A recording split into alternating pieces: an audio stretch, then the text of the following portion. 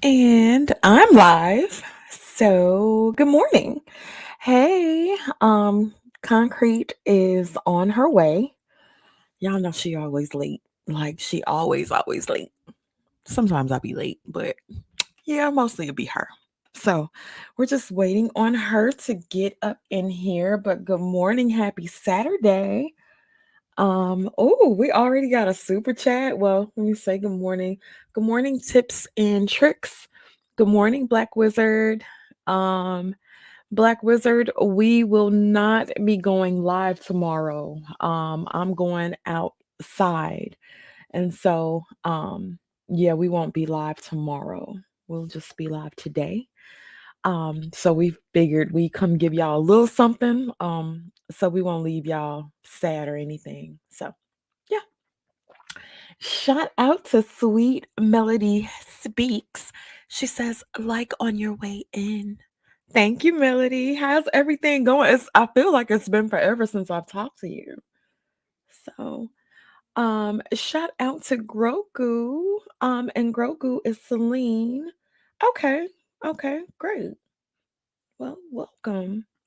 Good morning, Big Truck. And you know what? I was trying to give Concrete time so I wouldn't just be up here by myself because y'all know I hate talking by myself. But hey, it is what it is. And yeah, we're late. We're always late, kind of. You know, we be on CP time. How's y'all's weekend going so far? What y'all been up to? This weekend well, today is Saturday, but yesterday didn't do anything too much. I was off yesterday. Had a hair appointment and I got stuff to do today. So wanted to come in and get it all over with. Or, yeah. Good morning, Eugene Steele. How you doing? Good morning, subconscious mind. Hey, babe. Your coffee was really good this morning. I already finished mine. Do y'all drink coffee? I love me some coffee. And Curlin makes the best coffee ever. Like Curlin's a real coffee snob, so he comes in, he gets up and makes the coffee. And yeah. Oh, she's made it in. Good morning, Concrete. Hey y'all. What's up, girl? What's goody? How's it going? How has your week been? So far, well, it was actually a pretty good week. I didn't really feel like I accomplished a whole lot, but I got stuff to do today and tomorrow. So, yeah, I'll So be you gotta finished. make up for not accomplishing a whole lot.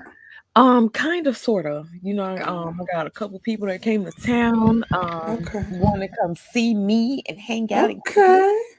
So I Okay, said I okay. would do a little of that and maintenance. This is my maintenance weekend, child. So You um and your maintenance. I can't even deal. But what? You got maintenance, girl. Don't play.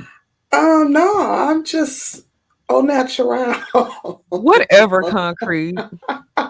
No, I'm not saying it in that sense. You know what though? Like I I used to have a lot of maintenance too, but like you know since I went natural, which I went natural maybe like 7 or 8 years ago, probably about eight eight or no maybe like close to 9 years ago. Okay, I went natural, and while I was natural, I only got my hair straightened twice.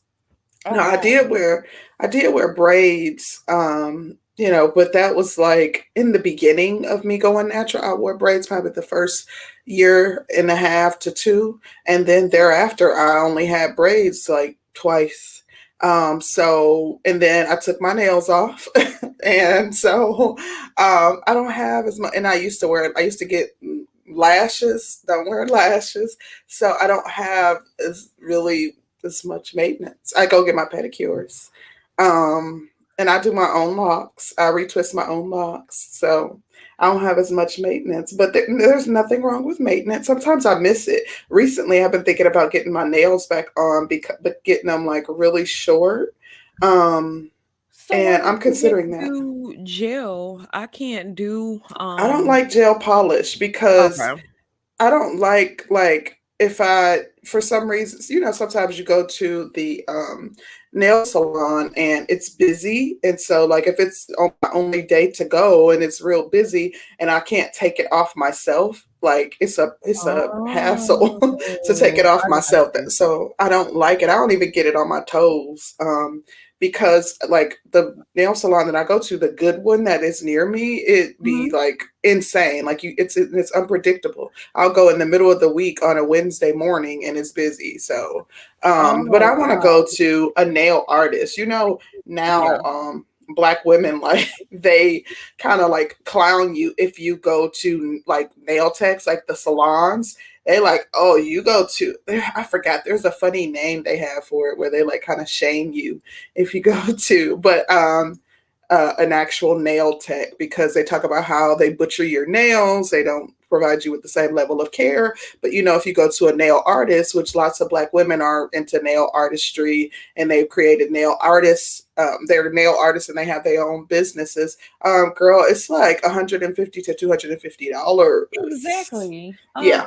But now I'm gonna say Hmm. now I can't imagine I go every 2 weeks Hmm. and I get manicure, pedicure, and gel polish on Hmm. both. But I'm not really into like all the nail art design. Hmm. Um, I am a plain Jane in that sense. So Hmm. I really just get like matching, Yeah. or Oh yeah, you very like I wouldn't even get matching when I because I'd be like, oh, that's a toe color. Like certain colors are toe colors to me, and certain colors are nail colors. So, but that's I like nail interesting. artistry though. I like the Yeah. monochromatic nail artistry. I don't like a lot of color, bling, all that, but I like very neutral nail tones, the browns, the warm Yes, I colors. actually Like I have could like do a that. nude on now. That's Yeah, what I I got. love I it. got nude. I But love get your maintenance done, girl. I yeah, ain't mad girl. at you. I'm going for I got a facial scheduled Okay. in a little while. So That I'm should be excited. good. So Yes. it's been a minute, but skincare is a Yeah, thing. Yeah. absolutely. I have a busy weekend too. Like I have a jam-packed weekend, just kind of full of stuff to do. So I feel you. Like it's gonna be a busy weekend, but I'm glad that we are able to hop on so we can do the show this morning. So that way I'll have like all day tomorrow to finish a few things that I have to take care of. So that worked out perfectly. But Yes. I got some tea for you. I Look at do. this. He said he came in on facials. Oh, oh no, no, no, no, no, no, I no. bet you You did. know It's what? so provide I'm about to nasty leave show. out. So nasty That's show. that's my cue to leave out because No, girl, I stay on can't. up here. Oh He probably like getting never mind. no. Oh Hey, Aries listen. Queen. Lord have mercy. Yeah, I seen somebody talking about coffee. I did not have my coffee this morning because I overslept. I never sleep in. And It's probably because your ass is tired, girl. You should have told me. We could have yeah. pushed it back. No, no, no. This was perfect. I literally woke up at like 8:45 and I was, getting myself together in the bathroom and I came out and I looked at my phone and literally you were texting me as I picked up my phone. I was about to tell you like I need 10 minutes. Finish just I kind of rolled my eyes so hard. I I know was you did. like, here I she know you go. did. I I know you lay down. did. But when you be coming with your last minute changes, I'd be good with it. Like, okay. No, you don't. Yes, I do. If it's something like time or something, because and it's unexpected. Like I do think, okay, if it's a schedule change that you want to tell somebody as far in advance, but a few minutes, it was just literally out of my control. I had to get some water and get me like something to nibble on. So I was like, let me just get a few minutes, but and that's okay. I don't mind you rolling your eyes. I'm used to that Sag energy, baby. It is out this world. But I was going to ask you if you saw the post circulating regarding father showers, where the guy had a baby shower because he's not with the mother of his child, and he was celebrating the birth of his baby by himself. Did you see that?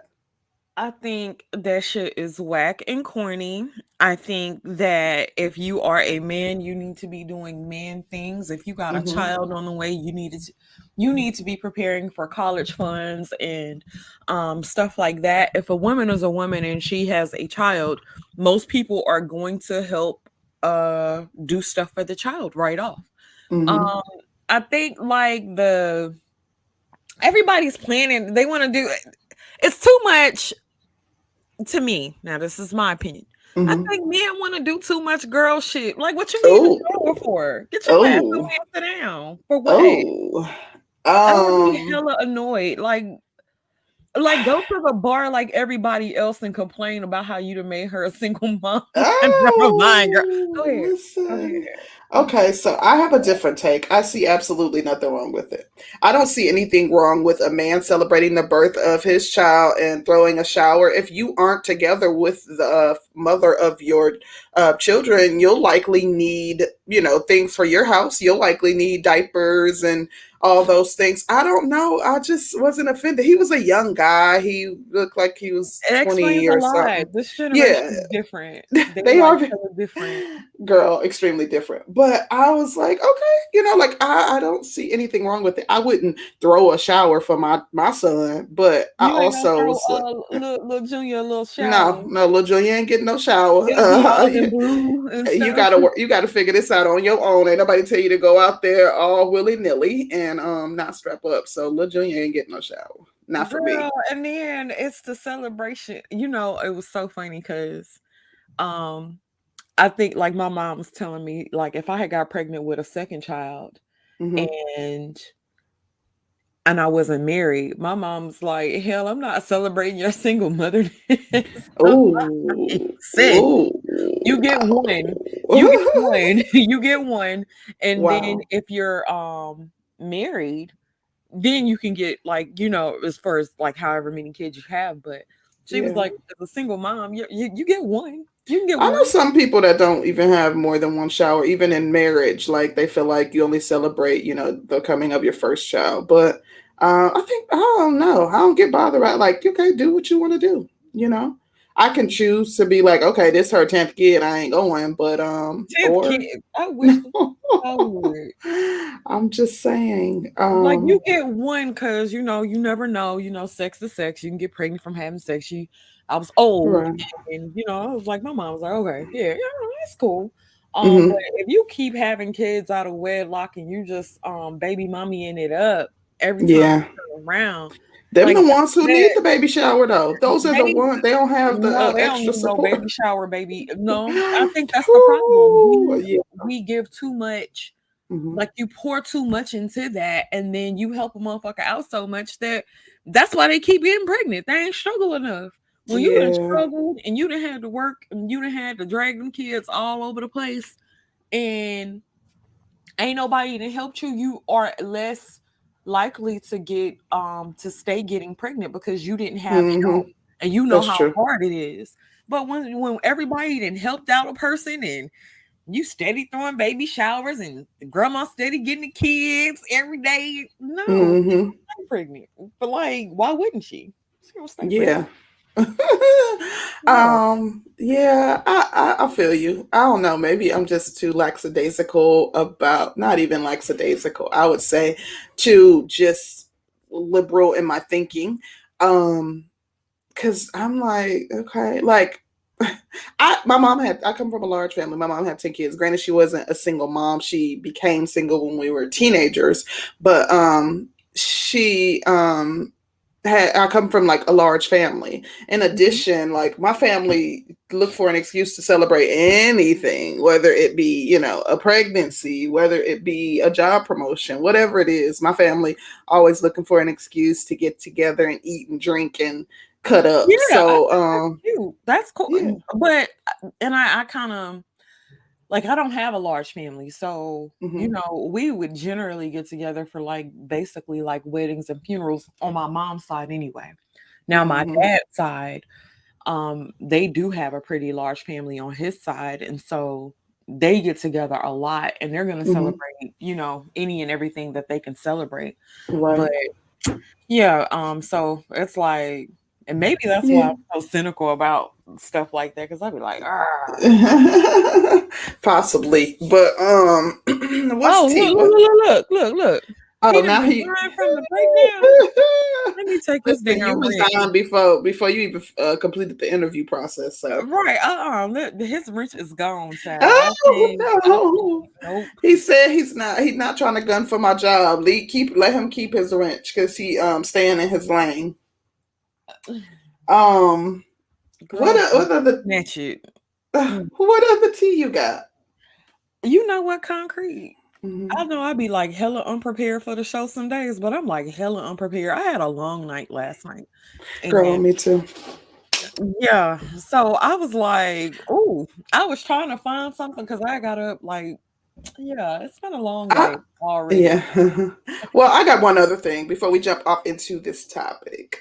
Okay, so I was reading a post where a girl was saying that she was confessing that she paid her man's barber $400 to push her man's lining back because it was his birthday and he was going on a trip. So she was literally hating on him. I'm sorry, it wasn't her man, it was her ex.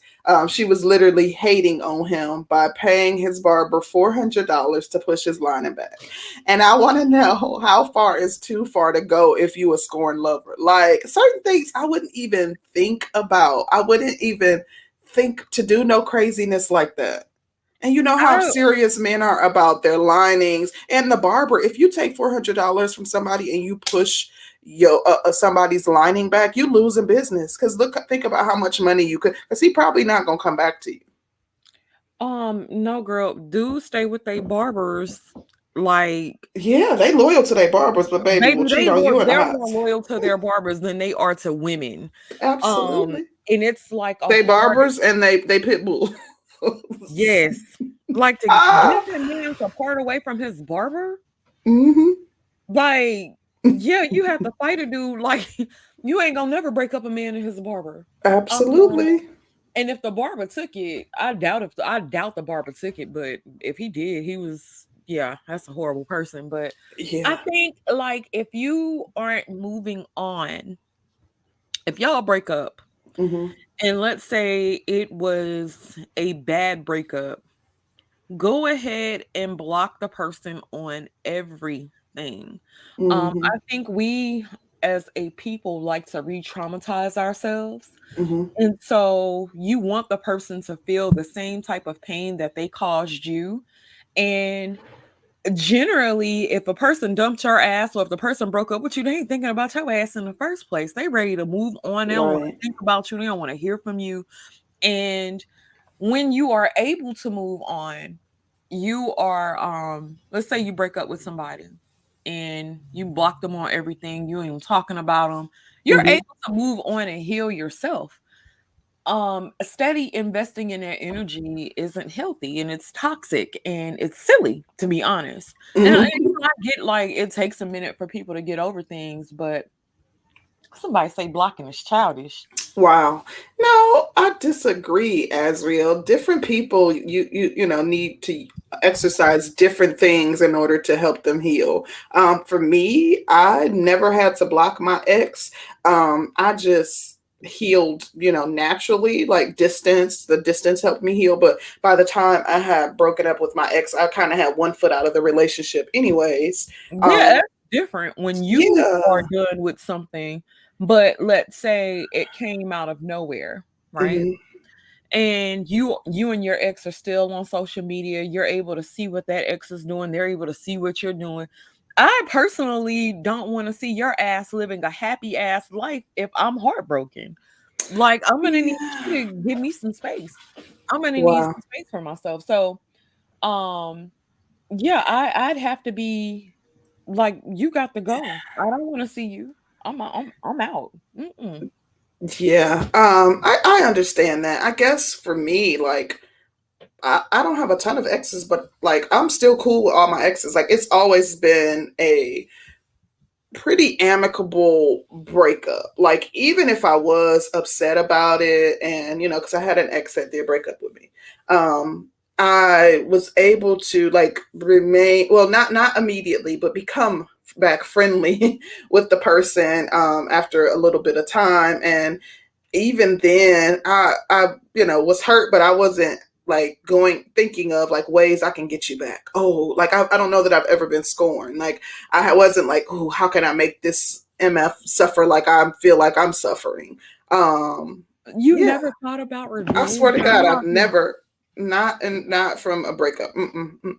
I haven't. Girl, That was the only person that broke up with me. And even like not from. I had my ex cheated on me. I wasn't like, oh, how can I get him back? I don't know. I'm just. But you are sad. Y'all feel like if somebody even lied to you, y'all are big on principle, and y'all like, oh hell no, like y'all be plotting, baby. Ooh, why you say yeah.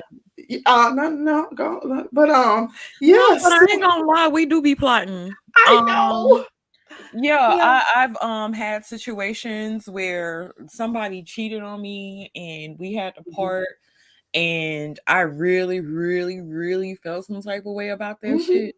It made me feel extra vengeful, but then you have to realize, okay, if this person has moved on Mhm. and it just wasn't that situation, that situation wasn't right for y'all, just go. Right. It took me a minute to get to that point of growth because I'm Look. like, how the fuck you gonna be happy? And I'm sitting over here miserable and I'm Oh, sad and I'm like, no, no, no, yeah. no. You ain't gonna do me dirty and then I got to sit here and watch you be happy. Like, get some of this. Yeah, y'all Um, different. I'm telling you, I'll be butting heads with my fiance because like of the way that we handle things. Like I'll be like, babe, it ain't okay, it ain't that serious. Look, it may not be that serious to me, but don't tell him that yeah. because baby, if he's a man of principle. It could be something small, but it's the principle. I'll be like, God dang. So yeah. Yeah, you know what? And that's a shout out to Big Truck. He says, I check in on my ex time to time to make sure things aren't getting any better. That motherfucking part, Oh Big wait. Truck. You know what? So let me Wow. ask you a question. Hmm. Do you still check in on your exes?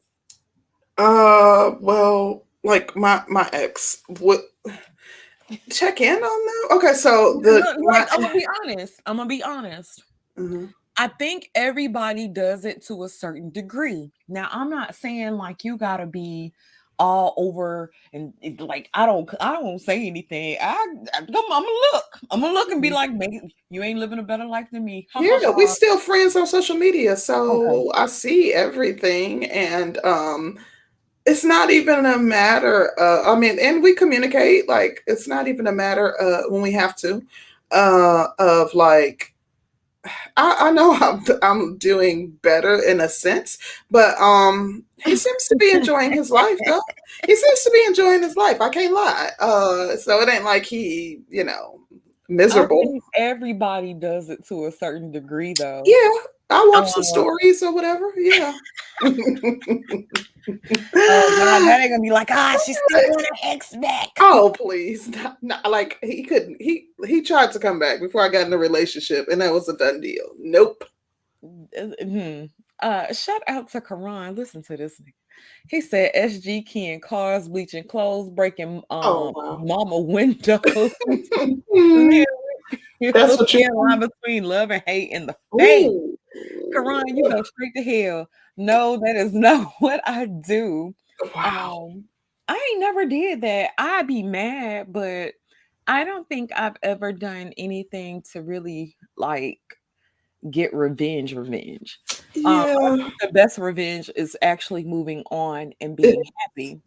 So, I've Eric done King small said, what things. if they are living a better life? Then you probably Right. need to stop following their Ooh, ass and fail. yeah, block them. Then that's when you block them. But I've done Yeah. small things like I took my ex's car and like hid it in my friend's garage. I would, but I'm not going to like You did it that? is won't. Yeah, look. Okay, now tell me if I was wrong in this situation. So we were young Yes.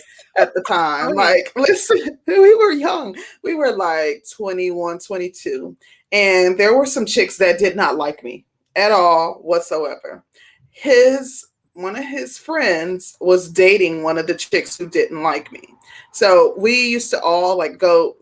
We lived in a small town. There was only one club to go to, so maybe two. But we were all going to the club, and I'm hanging with my girls, and we getting ready to go to the club, and I text him like, "Hey, what you doing? You going to the club?" He like, "I'm still thinking about it." I knew he was going to the club because he was dressed when he left. So he said, "I'm still thinking about it." I was like, "Okay, well, I'm gonna drive over there and drive my friends." And he was like, "Okay." So I get to the club, and as I am arriving at the club, who gets out his car but the chick that don't like me? Oh, oh. I cut a fool right then and there. I went in the club for a little bit after cutting the fool. He came in the club. We chilled in the club for a little bit.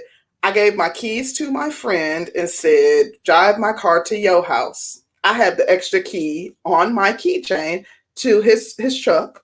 Went Mm. outside, got the truck. Y'all won't be riding home in this. And I hid the truck for 2 days in my friend's garage. And he was livid, like riding all had his friend. Y'all be doing, y'all guys be doing stuff to make you want to kill them. Go ahead. Listen, Y'all that really was crazy. deserving. That was deserving. Why would you give Ooh. someone a ride that I would never like if it's somebody that, and I'm not like they didn't like me because of the people I hung with. Like I had never had any direct beef with anybody.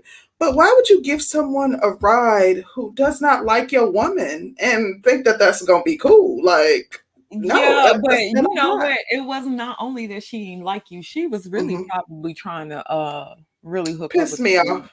And Wait, hook what up you with say? she was probably trying to hook up with him, like hook up, hook Well, up. she was dealing with his friend. She What that was man? dealing. His friend was in the car too. No, no, no. I'm sorry. Oh, I looked okay, up okay, wrong. okay. Yeah, his friend Oh was in the car too. wow, Yeah, concrete. his friend Wait a was in the minute. car too, and Wait a then her minute. and her friend got out the back. Wait a No. minute. Wait a Hmm. minute. Wait a minute, girl. Wait a minute. So it was another girl up in the car. Yes, Who was the other girl? it was her friend, just a bop from around the way. Girl, yeah. I probably would have showed my ass because that looked like a double date. That looked Listen, like a little double date. Like, they pre-gamed. He didn't deal with the chick. He never slept with the chick or anything like that, to my knowledge. I don't know. But they pre-gamed. Like you kicking it with these chicks and they don't like me and you think they riding back home in this truck. No, all y'all gotta find a ride back from the girl, club. I would have been caught me. Shout out to my baby. He says, I'll look them up if they cross my mind, but if they did me dirty, I ain't looking back. Hell, I already know they punching the air. You damn right. Oh, Oh, whoop, whoop. say it, bro, Curly. Yeah, I already know. I know they punching the air. Of course, Mm. the men gonna say I was wrong. Like y'all, like come on, I was justified in that. Like you don't do. Just imagine you roll up to the club with somebody that didn't have beef with your man. Like what? Your man gonna You know what? flip But his you lid. can't. You couldn't be cool with a dude that was. Baby, look, they about to go in on your They, ass. they some Look, haters. look. Listen, Me said concrete ratchet rose, baby. you a lie. You a lie. Listen, that was deserving. I was 21 years old, but listen, I feel justified even at this moment that I did the right thing. I ain't tear his car up. I ain't, do none of that. I just took it and stored it for a little while. Ooh, Black wizard on your ass, girl. He listens to this show. He might be listening, laughing like, "Oh yeah, Oh, so crazy." you still be talking? Never mind. Okay. No, he be complimenting me like, "Dang, your show was really good." He hasn't. I don't know if he's listened in a while because he hasn't, messaged me telling me that he enjoyed it. But he was telling me that actually his best friend came up on the show one time. Wait So a yeah, minute. Wait a minute. Wait a minute. Wait a minute. Wait a he minute, was like my girl. brother. Let me ask you this then, girl. Hmm. So is is your man allowed to talk? Does your man talk to his exes and you cool with it? I don't know if I don't think he talks to them at this point, but if it was like mutual conversation and it wasn't anything, if it's like, let me think. And it wasn't like we have conversations like if it ain't, hey, and it ain't even nothing at this point. We were having conversations regarding the kids, but I don't think that I would trip if it was like mutual conversation. And it's not like talking to, like, hey, I listened to your, message me like, hey, I listened to your show last night. That was like a fire show, super fire topic. Y'all doing the thing, something similar to that. And I'd be like, dang, thank you. Really appreciate that. Like literally, not no conversation at all. I mean, we don't have anything else to talk about. Girl, because I gotta protect my homeboy's interest. Like, don't get fucked up, concrete. No, listen, he is sad though. He probably wouldn't want any of it. Like he probably like he prefers that you just that there's nothing, that you don't do anything that could cause any type of speculation type of energy that he gives. But I would never like jeopardize anything with my relationship, especially for my ex, because we ain't, we friendly. Nothing against him or anything like that. He's living his life and he seems to be happy at this point. So, kudos to him. Look at B. B said, Y'all some haters. what concrete did to make her Oh my gosh. I told you it wasn't me. Like, I'm not even like, the same energy y'all get. I was probably worse back then, because worse in the sense that I was nicer when I was younger. Like, I didn't become the person to push back until I got to like, my probably early 30s. So back then I was just extremely nice, extremely amiable. But me and my crew, we were like the only Black girls in that town. Like, we lived in that town for over 10 years. Then people started coming to that town from Chicago, trying to get free housing or benefits or whatever. And all these chicks started coming from Chicago, and, they give you that, I'm from Chicago, and they think like, like you can't challenge them because you're from Chicago. So they got into, like, my friends were also from Chicago. I was not. But so it was like beef back and forth with my friends, and we got into a couple squabbles with them. But as a result, they didn't like me. I didn't care. Like, who cares? But you ain't gonna be riding in my man ride. You don't like me, so walk. So I'm just saying. No. Did y'all break up permanently after that? No, we broke up probably for a week, if that, child. Not no permanent breakup. Y'all gotta be the most toxic sign. Listen, and he was a Leo. He was a Leo, so he was drive your ass to do it too. Yeah, he did. He did. Yeah, Leo will drive your ass to do it. Yeah, Roman ain't like that yet, but Leo's a Leo. Leo's gonna Leo. And yes, Leos will almost have your ass locked up because they nonchalant as hell. Oh, girl, I got a story. All right, shout out to Karan. He says, so you committed GTA just because he gave his friend a ride. I take it back, issue. You are a crazy one. I know a dude who mutilated his wife and her lover and mailed the parts to her mother. Wow. Is that justified because she cheated? Listen, no, that's different, Leah or Karan. I didn't assault him. I didn't, like, we had some verbal back and forth outside, and I went in, mind my business. But there's consequences to your actions. You did something wrong. There's a consequence. But Karan, you finally got it right. I told y'all her ass was crazy. I told y'all that. Y'all don't lie to these people. Let me stop talking. Stop talking. Concrete Ken Rose. Listen. Get out of here. The Black Wizard. He says the man you trusted enough with the keys to his vehicle to let you have a spare, and you returned that trust by moving it without his knowledge. Absolutely. You wrong, C Rose. You cool. But listen, that was fucked up. Trusted enough. We share a home together. Like, at this point, what do you mean? Like, you like, that's my car. That's our car, and you giving somebody that don't like me a ride. Like, I think that I was justified in that. B, here you go. Talking about Concrete keeping in touch with her exes. Your black manosphere stock really plummeting with each word of this story. Our manosphere stock was already gone. It's already at the bottom. I ain't even mad at it. It's already at the bottom. Look at Eric, girl. Concrete card checker. Listen, I ain't telling y'all nothing else. This is why I don't tell y'all stuff. Let's get off into the topic, because y'all some haters. Y'all supposed to back me.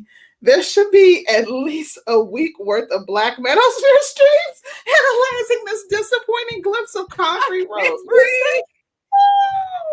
Don't do a stream on me. I'm telling you right now, It's you're gonna on have your problems. But what we cannot leave out is I was 21 years old. At this point in my life, if a man did something that I felt was like betrayal, because to me that was betrayal. Like, he was well aware of the beef. He was present for some of the squabbles. And like he knew that what he was doing was wrong. That's why he lied and said he wasn't sure if he was gonna make it to the club. And all the while you pre-gaming with a chick and her friend that don't like me. If I would have did that to him, and he from Chicago, that's betrayal to him. That's to show that you have no loyalty. I'm rocking with somebody who is essentially an enemy of yours, kicking it with them, drinking, having a good old time. Like, he would have been livid. I know he would have broke up with me. So, I feel like I did the right thing. Look at Aries Queen. I got somebody on my side. There we go. Aries Queen ass crazy too. She'll go. She gonna do it. Oh wow! He said I was displaying fake femininity. Baby. I can't possibly be feminine to have done something like that at 21 years old. Oh, look at Doug's drag behavior. Y'all, baby, not Doug, baby. I haven't seen y'all. Doug usually be on our side, chat, girl. I haven't seen him say one thing about his actions, though. Like, where's the accountability? Where's the accountability for him? No such thing. Look. Wow. Look, Black so mature. No. Look at him. He like coaches up in this thing. Who's gonna pay? Like I said, leaving him wasn't an option. If I left him, he probably would have ended up with the chick he gave a ride to. Like, and a Gemini ain't gonna let another bitch win, child. Not ever. Not till I'm good and done. Then you can have to keep that in mind, honey. They is not gonna let another chick win. They'll deal with a dude they own life.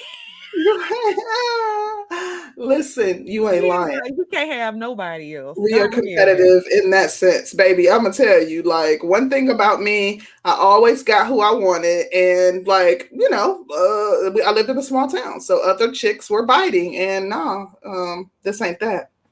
Toodles. But let's get off into this topic, because y'all just ran my name through the mud. Y'all done ran my name through the mud. Okay, so we want to concrete now. Listen, I'm done dealing with them because they ain't trying to have him be accountable. So I can't stand Black Excellence B. Even Black Wizard then ticked me off this morning. Oh, girl, don't let Black Wizard get to you. Everybody be so mature. Oh no. See, Karan says CR a whole hood rat. Oh my beefing, God. Fighting, sound like a gang member talking about betrayal and retribution. Listen, I ain't ever been a hood rat. It's the first time for everything. Because baby, this is the first day in my life I've ever been called a hood rat. Probably anything but no, we were young, and you can't come to where we live and try to essentially run over or plow over us talking about because you're from Chicago. What that mean? Not a damn thing. So yeah. And listen, I have a lot of siblings.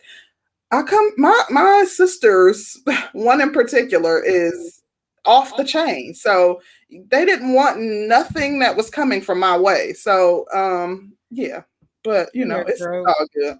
Don't get off into this topic. You didn't scare them because if they cheat, they already know what's up. You still in college, you scratching them up. This is what they're trying to do to me. This is actually a good segue. Are Black men trying to scare Black women into submission? Like y'all trying to scare me by attacking me, shaming me for my justified action. Listen, at 21, I'm much older now, but in my justified action of making sure that you have nothing to drive, since the car that you are driving is registered in my name and you're giving chicks rides in it. We're not gonna do that. So, Wait a minute, and left you at home, girl? No, girl. Yeah, yeah. I was at my girl house because we were pre-gaming too. I was, I've never been a drinker, so I wasn't drinking or anything like that. But we hanging out, listen to music. I'm helping with makeup, and you know how girls do. So yeah. Mhm. But like I said, using that as a segue, like we're going to answer the question as to whether Black men are trying to scare Black women into submission. Eugene Steele says this is an interesting topic because I do not know if you can scare a woman, particularly a genetically modified female, into submission. Y'all coming with They the hell this haymakers morning, this morning. girl. I'm trying to tell you. So that's a good point, Eugene. And we going I think we'll answer it throughout our discussion. So what I've seen, or what the belief is that like Samuelites and the like are essentially using fear mongering to scare women into thinking that they will grow old alone if they don't submit to men, if they don't yield to the whim of men, if they don't yield to the leadership of Black men, that you will grow old alone and have a house full of cats. And that seems to be the consensus in different social media spaces that I'm seeing, is that all of this discussion is about creating fear in Black women. And I want to know what your thoughts are on it, Danny. I think they are trying to create fear. Winter is coming. Mm-hmm. Winter has been coming, For and winter has 15 never. years. Yes. Winter is always coming. Winter is a thing. Like winter happens every year. Women have died alone. I Mm-hmm. just don't think women are scared to die alone now, and no, women don't really see that as a big deal, but men are really like, "Ha, ha, ha, ha, ha, they're getting ready to take away your welfare. Ha, ha, ha, ha, Mm-hmm. ha, unemployment is coming. Ah, they're taking away your housing vouchers." Mm-hmm. They want women to be begging and scared and crying, and I think it's a bit of projection. I think they're scared, Mm. to die alone. I think Mm. they want somebody to be hugged up and, cuddled with, during the winter time, because winter is Mm-hmm. coming, but winter coming for Mm-hmm. y'all ass too, That and part. ain't nothing like some good old beef stew and some good and a What's bath that? is over and you know what it ain't nothing like it, in the Mm-hmm. wintertime, baby, when you know you can come home, the house all warm and cozy, it smells good. Listen, She she done got made the, candles burning, baby. that The part, fire is in the fireplace, baby. Dinner is on the stove. House is clean. You ain't walking on baby, your drawers and socks that you left at the door, baby. Listen, it's smelling like you smell bleach in the air because she didn't ain't bleach nothing the like the beach in the bathroom. That air. Mm. listen, nothing like it. So you might be on to something, Danny. I think that that's exactly what it is. They'll say that we're scared to be alone, but women can take care of themselves to a certain degree. Um, like, okay, I don't think a woman is capable of doing everything, but for the most part, she ain't gonna get out there and be chopping down on damn trees and putting vinyl siding and shit on the house and laying bricks and shit. Of course not. Yeah. But I all those things can be outsourced, but I actually think that it's the men trying to scare the women because they're afraid to die alone and they just want y'all to act right, like do right. Mm-hmm. Because they don't want to be alone. What you think Yep. about it?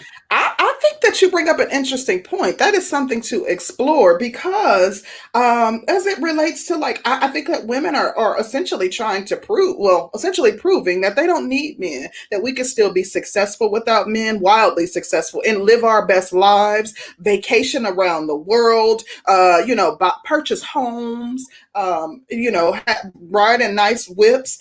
In addition, if we need something built, if we need something done around the house, we can use TaskRabbit, Angie's List. We can outsource that. We don't necessarily need a man in house. And I think that men do seem to be bothered by the mere implication that women are saying we don't even need y'all. Like, not a, Yeah. I'll read the super chats and then I'll go into my other half of what I wanted to say.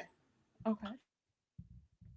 Excuse me. Adonis 1909 says, no one is trying to scare anyone. If stating facts is scary, then maybe they should voluntarily make a change to not make it scary. You know what? Mm. But even when y'all are stating facts, women are still telling y'all that they don't give a damn about your facts, your stats. You can take all that and run. They telling you to shove your stats up your ass and they don't care. Exactly. And you guys Um, are looking for quote unquote stats that support your arguments. There are stats that say women are doing pretty well alone. That despite the fact that there's a smaller number of black women marrying, despite the fact that black women are now being considered are being told that they're undesirable, that black women are still happy and are somehow amassing success on their own terms, despite the fact that there are so many people counting them out. right, right. Adonis also says, if ladies feared being alone, would we be having this discussion? I don't think so. We are scared of being alone, but we don't use police, social media from opposite gender to build confidence. No debate. Those are some interesting points. I absolutely think that, we black women included, still want validation. I don't think that they're scared to live alone. I come across too many women that say they don't want marriage, that if they marry, the man would have to have a separate house, that they don't desire to be cleaning up after someone, to have to. I heard someone recently say, this is a divorcee, that she doesn't want to marry again, but if she does, they have to have separate quarters because Listen, I literally she talked doesn't to a want to have woman. to consider someone all the time. But go ahead, Danny. What were you saying? I literally talked to a woman yesterday who said the same thing. She was divorced, and her guy, she has a boyfriend, and she's an older lady, but her Mm-hmm. and her guy live in separate quarters too. And she was saying that she Mm-hmm. didn't want to. She was like she was adamant about not wanting to be remarried, and I'm like, but why? Like what's the point? And she was like, Mm-hmm. I did it. Been there, done that. I am satisfied having my house. He has his house. He can come and go as he pleases. I can come and go as I please. We can meet in the middle. But Mm-hmm. yeah, and her and the man had been dating for a couple years. He doesn't even have a toothbrush at our house. I was like, damn, Wow. sister, Wait, what? what? Yeah, I Dang. was He got to like, put his damn, toothbrush in his to go bag. Take that back home with you. Don't leave that here. Mm. baby, she throwing it out. Like, Wow. I was like, damn. Wow.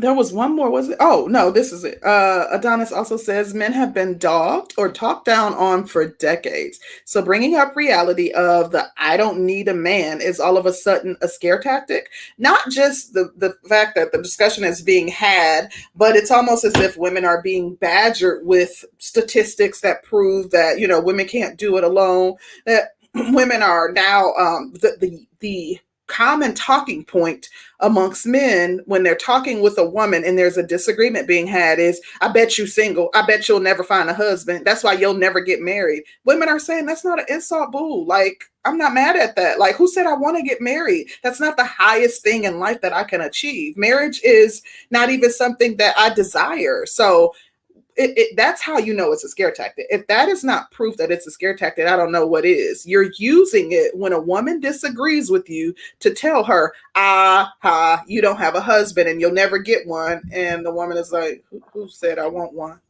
But I think Well, that women, really. I used to think, and I'm still kind of sort of under the belief that women are actually lying to themselves until they get mm, to a certain point. But then when I was talking to that older lady yesterday, she was pleasant. She didn't seem like she had a hate or anything for a man in general, but she was just kind of like she was over it and she was doing her own thing and she was chilling. But I was mm, like, you and I guess if you're not a lonely type of person, if you have other things in your life that fulfill you, then that does make a difference. Like she works with the community. mhm. She ain't just sitting around the house all sad every day. But I guess like when the holidays and all that kind of shit sinks in. But if you got a big family, what's the difference? You know? I think also part of that is that, women, their men say, there are a ton of single mothers. Well, then in that case, they're also, surrounded by their children and, or like you said, family. But I don't necessarily think that women are lying when they say that. It's not every woman that says it. There are select women who say it. To be completely honest, I have seen women for many years say that they don't desire marriage, but the women that I saw saying that were women that had once been married, so divorcees, Yeah. and were older. They're like, I don't want to marry again. And I always thought that that was weird. Like, dang, what is it that happened in that marriage that you don't want to marry again? But Right. But I yeah. see seeing younger women say it, I don't necessarily doubt that it's true, because I do think that people are fulfilled in different ways. Like, some women know that they don't want to do long, that they're not domestic, and they don't feel as though marriage is an even split. A lot of women feel like women get the shaft during marriage, that women are the ones that are expected to work outside the home and carry the full Mhm. load of the house when they're home, and as a result, it's not an even split. And so it doesn't seem desirable to women. I've never questioned if they were being authentic in saying that, because I do think in many cases the distribution of household duties is uneven. So maybe there is some validity to that. And most women, we know, most Black women do work outside the home.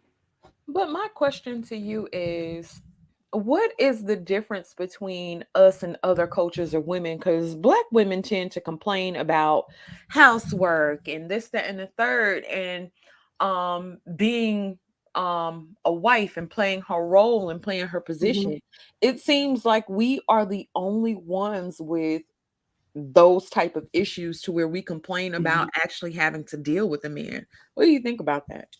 I think that women of other races and cultures, number one, either they are not working outside of the house full time. We know that many women are, working outside of the house full time.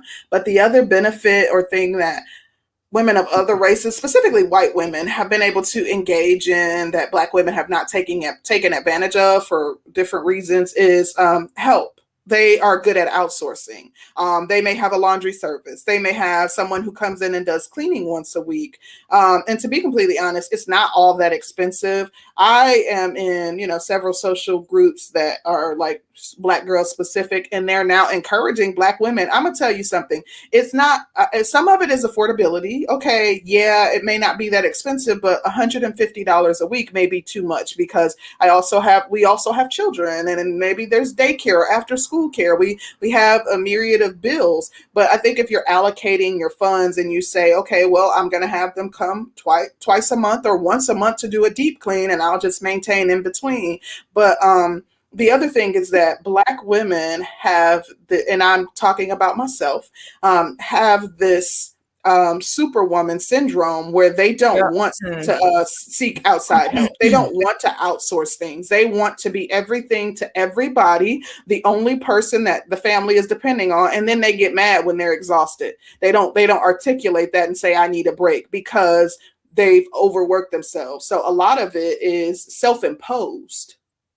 I absolutely wholeheartedly agree. I think you bring up some good points with that.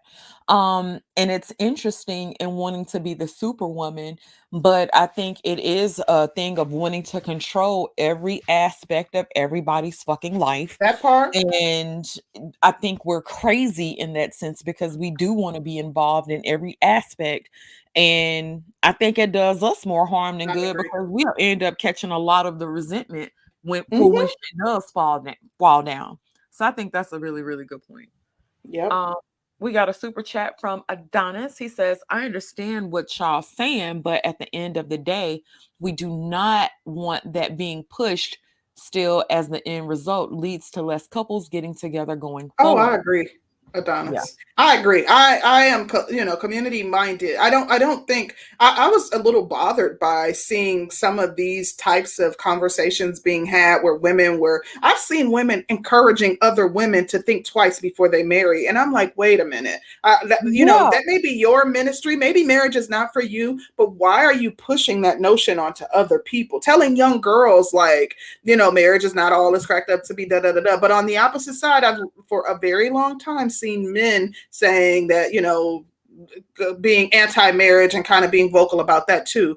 But I have a collective mindset. I think that, marriage and family and legacy, those are like the cornerstone of, Black collectivism or Black consciousness. So I don't promote this thought, but I'm talking about what I see, because we still need to address it and have a discussion about it, because it's very real and the sentiment seems to be growing. Yeah. Shout out to Adonis again. He says, we are thinking of the impact of the next two generations. What are single, I can die alone women adding to future Mm. generations aside Mm. from depopulation? Ooh. Adonis, I think that is a great point. Mm. But you have to keep in mind that men and women are sort of on the same page as it pertains to marriage nowadays. Men are saying that they want to get married. Women are saying they don't want to get married. Y'all don't, and I think, okay, do you think that we don't want to get married for the same reasons? I think that first, partly, I think that men are bothered by the fact that women are giving them the same energy. Women are taking on. I don't know if it would. I would consider it like this masculine attitude towards men, but it's something that's been traditionally seen as masculine, whereas a man is only good for one thing, and I don't want to be tied down to him. But I saw the evolution of this. I remember when Mm-hmm. Black women were more relationship oriented, when Black women were the ones pushing for a relationship, and Black men were less likely to want to enter into those relationships. And I've seen the shift in the thinking of Black women, where now they're promoting and encouraging, independence and singleness. Mm-hmm. So I think that that's part of it. But I don't know if I don't think it's for the same reasons. I think that Black men are today, we talk about mature Black men. Yeah, there are some young Black men that just want to play the field. But I think that Black men are saying, we don't want to enter into relationships with Black women because of the lack of femininity that we're seeing, because Black women, because of their attitudes, because they're, less likely to submit, because of, these various reasons that, they may have good points. Whereas Black women are saying, what's the benefit? We don't see it as beneficial. So I guess in a way, it's kind of the same thing. Black men are saying it doesn't benefit me, and Black women are saying it doesn't benefit me. The benefits that they're talking about may differ, but it's essentially the same thing. Okay. Shout out to Adonis again. Thank you, Adonis. I'm gonna have me a good brunch today, honey. Adonis says men now fear marriage because we are the ones losing if our wives choose to leave or don't want to work it out. We lose. Mm. I think that is a great point because y'all do lose more so. I Financially, but women feel like they financially. lose themselves in a marriage. You know what I mean? Because they're so invested in the relationship, and they don't feel like they're getting back what they put in. Yes. Donna says that men are less likely to leave. There is no denying that. We Mm. fear losing what we work for, which is our family and our marriage. Mm. Losing that kills us. I think Oh men wow. do really feel like failures when their marriages don't work out. And I've heard a lot of men kind of echo that sentiment. Um, because a man will stay in a bad marriage forever. They'll just stay. Men are less likely to leave your ass. Like even if he's cheating, dogging your ass out, he probably still not going nowhere. He probably won't trade one for the other. You know, I think that's interesting though. But are we ready to drop Yeah, that? let's open it up and hear what the fellas have to say. I know they coming up here with some smoke. Just preparing myself. The thing is, though, I don't think that there's any untruths that we've told. We're talking about what we are witnessing amongst women, the change in the sentiment. We're talking about the fact that women um, aren't moved by the fact that they're seemingly being scared into submitting, that women are standing their ground and they're saying that this is what happiness is for me. Happiness is not changing diapers. Like, and not only that, though, the interesting thing that I found is I'm seeing women encourage other women not to have children too, though. Like, it's not just women saying, don't marry, it's not worth it. It doesn't, it's an uneven distribution of labor. But I'm also seeing them saying, like, think twice about having kids. Like, Yeah. do you want to share, like, do you want to share your life with children? Do you want to be tied to someone? Like, I'm seeing them even encourage women not to have children, which is wild. So it's not that women saying don't marry, but you can go ahead and carry. They're saying don't marry and have children. It's crazy. Yes. Shout out to Adonis again. He says marriage is selfless. Too many women think their own life supersedes the marriage. Men don't think that way. Mm. Ooh, yeah, he says too many. Because I do know women who invest everything into making sure that their family is okay. I do think you bring about a very, very good point that we do think a lot of us do think that our own lives supersede the marriage. And yeah, I think that's a great point. A great point. So thank you so much for the super chat. We got Gaston's World up in this thing. Gaston's World, what are your thoughts? What's good? Good morning. Good morning. Wow, y'all up early on Saturday, huh? All right. I had to get concrete ass out the bed this morning. Girl, come on, do the show. She sure did. Well, good morning, Sister George. Good morning, Concrete. What's up, everybody else on the panel? This topic hit home for a lot of people. I think this is what it's all about in this manosphere right now. You cannot do it. Huh? But I think that was some feedback. Guys, make sure your mic is muted if you're not speaking, please. Okay, so I don't know if I've expressed to y'all. I was in the military, and just a quick analogy to this situation. When we run for long distances, it's usually a turnaround point. You don't just run. We rarely run from point A to point B, and it's like 10 miles. It's usually you get to 5 and you go back. And in this analogy, Black women have passed that turnaround point, and they're just running full head of steam, 5-minute mile pace, gone, right? And we're like, okay, hey, like we gotta go back. And imagine telling somebody who has a full head of steam, they got their pace, they're zoned out. Hey, we gotta go back together. And Black women are saying, nah, we good. We running this pace. We good. We got a good workout going. And everybody, not just Black men, but everybody's telling Black women like, hey, you got to go back with your partner, or not necessarily even with your partner, but the race is back this way. Like, we have to go back. And Black women are just saying no. And I think that's what we're dealing with right now.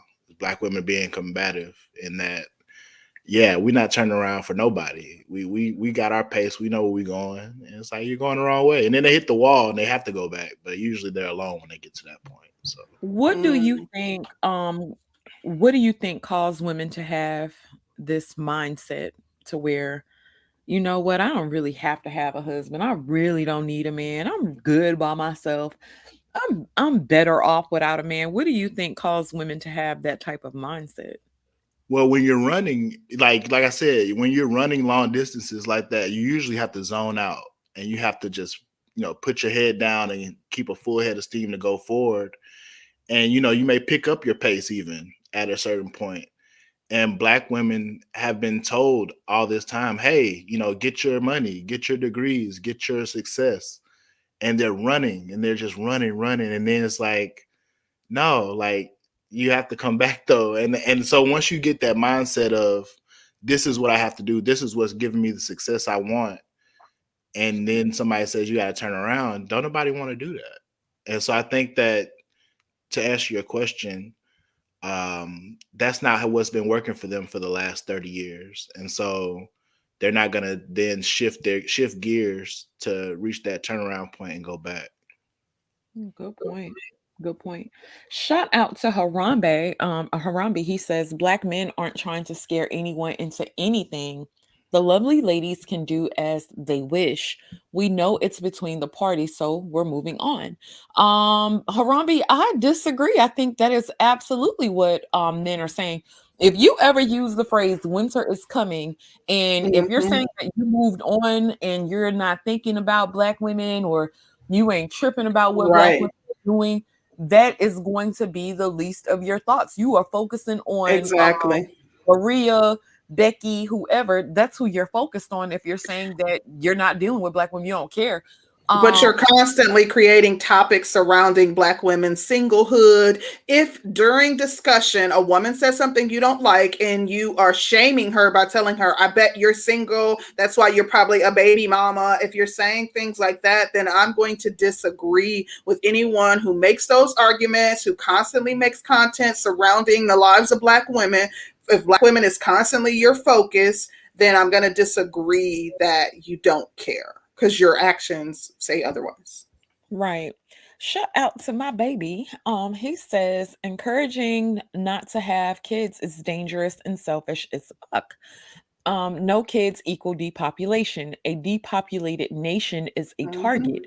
If we get invaded and can't defend home, the boss chick ish goes out the window. Mm. I think that's true too. But when you have women that um like they're using kids as an accessory, like, oh, I got to, and the men, if you dealing with people you don't like, and men are getting women pregnant that they actually don't like and they don't want to be there, you're not going to be able to convince a man who doesn't want you or want to be around you to stay around, and vice versa. Like, a woman to have a kid because she can have a kid and then discarded you like you yesterday's trash because she just wanted the baby and she knows she can get money off of that. So I think that's a good point.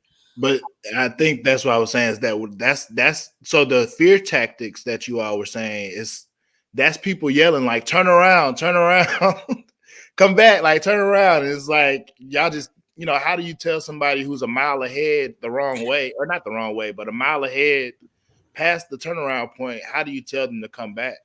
But You if know, it's not You don't genuinely let it coming go. from a place of if it's not genuinely coming from a place of sincere concern, and it's kind of like taunting someone, and or like you using it to roast them or talk about how horrible and how bad they are, then people aren't going to accept or heed that warning. They think that you're just trying to shame them, or you're just gaslighting them to make them feel like their actions are somehow the cause of the current state of the community, but you don't really genuinely care about the community either way. So I think that that's where your message will fall on deaf ears if you're not sincere in it. Yeah, good point, Concrete. Shout out to Panther Bamikali. Bamiliki. He says, I ain't getting it. The poorest in the world have 5 to 6 kids average, but in the USA, supposedly one of the richest countries, were people not wanting kids. Um, I think BGS kind of broke that down on our last show, and he did a phenomenal job when he talked about like underdeveloped countries, or like I guess what you would consider, maybe third world countries, that they have a need to create more children because more, that's sweat equity essentially. And that more children can till the land, they can do the farming, they can that creates additional work for the family. Whereas here, and we're a first world country, more children equates to like you spending more money to raise them. Children are extremely expensive, and that's part of the reason why there's a difference in the Western society and maybe some third world countries. True, true, true. Shout out to Adonis. He says, if a storm is coming and you don't prepare because you're not thinking about it, why is it society's responsibility to save you from freezing? If you fail to plan, better wait, be scared before or in the middle of freezing. Eh, It's not society's job. It's not. No one's saying that society is responsible for. Or maybe the question was to who was Gaston? Was that just saying that they're trying to warn? Oh, I don't think it is. You guys can do like a lot of men in this space say, and just watch it burn. Shout out to the casual observer. He says reality is not fear mongering. Just look around. The casual observer, I think you bring about a great point. Because on one end you do see black women thriving. You see that. But on the other scale, like on the other side of that, you see them hoes struggling too. Like, oh sis. Mm-hmm. So I think you Yeah. bring about a good point with that. Shout I out think to it's one or the other. You see groups of women, like black women, who are wildly successful, entering tech, entering STEM fields, or with multiple hustles, have successful. I think they said, like, since the pandemic, the growth in black women led businesses is over 100%. Like yes, creating their own businesses, which may be a side hustle, or their own business may result in them making 6, 7 figures, and they're able to quit like working for corporate America or wherever they were working. And then you have those that are struggling, but I don't know, maybe it's a circle that I'm surrounded by. I'm you seeing know, more women winning than those who are struggling. you know what was interesting is I'm hearing women say, okay, well, I'm doing better than him, so why should I have to get with him when he's not able Yeah, to provide me the type of lifestyle that I want. So right. I've been hearing a Me lot of too. that lately, like a lot. And it's like, like, what do you tell them? Because on one end, we hear the message all the time, never build up a man, never build up a man, stop Mhm. dating for potential, date a guy who has his shit together. On one breath we teach that, then we teach the woman to struggle with the man, but then when the man really does get on, he leaves her.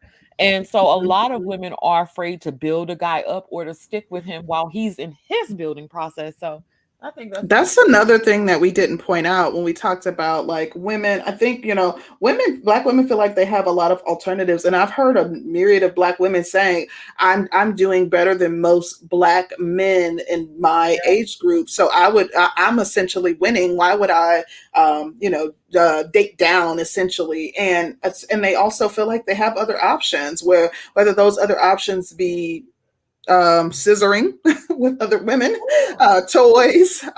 There's a large number of women who I'm seeing that are like dating Africans. I feel like women feel like they have other options, although black men tend to um, bring up the fact that they don't have other options outside of them, and as a result, you should acquiesce. Black women seem to think that they do, and or they would rather be single than to acquiesce to the demands that black men have laid out. true, true, true. Shout out to Justin Winfrey. He says black women don't need black men to provide and protect. They can go back to work so they can provide for themselves, and then they can call the police if they need protection. There's no need for a black man. Ooh, Justin, that was a good one. He's right. Um a shout out to Adonis again. Adonis the spoons at our show today. Thank you, Adonis. He says, then you can't say we are using a scare tactic. That's my point, is all. Um, Adonis, two things could be true at the same time. I Yeah, believe. Shout out to they Adonis. can. Adonis gave us a little shout, girl. Yes, we appreciate you. Thank you. Yes, he says women spend endlessly. Point proven by your statement. Many don't live within a reasonable means. They want to live a lavish. They want to live lavish when you don't need to. That spending can go towards retirement. Y'all act like a lot of chicks really give a damn about retiring and looking That's the toward the problem. future. Adonis has a good point. I think that we're seeing women that are saying they're living their best lives. They're living a life of luxury. I see a lot of groups that are encouraging black women not to be afraid to live luxuriously. But I think that women care more about, women aren't thinking about the future. You're not thinking about, creating a legacy and or, wealth building at all. You are just thinking about those Louboutins that you want on your feet, or that nice YSL bag. So I do Mm, think that, to be completely honest, that is one of the great things to me about having a partner, someone who's leading. If they're logical and they're financially astute, that creates a balance that you probably didn't have before. Even with those women who are saying, I make more, you may make more, but you also may have more debt. Put that into consideration. You know what I mean? Definitely have more debt. Yeah. Yeah, men Yeah. are more likely to live within their means. You know what I mean? So that could create a balance. Whereas he may be making 40,000, you're making 80,000, but he has more saved. He's better with balancing the Yep. checkbook, so to speak. So yeah. Okay, well, let's get to JoJo up in this thing. Hey, JoJo, how you doing? What's good, JoJo? You Okay, gotta JoJo, unmute yourself, Joe. be off in the damn yonder He or with his something. gal. His Mhm. Gil. He said, "Skip me, Granny called. Child, I can't." And I tell Granny we said, "Hey, let's get to we ain't signing ish.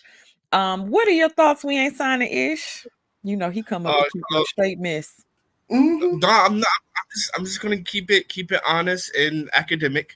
Okay. First, I want to say that black men are not scared of anything. There's nothing you can do that hasn't already been done to us.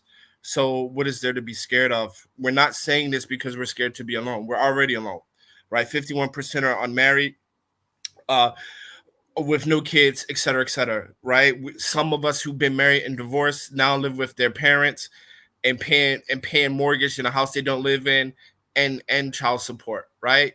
And depression. So I mean, what is there to be scared of because it's already being done? Now to the topic.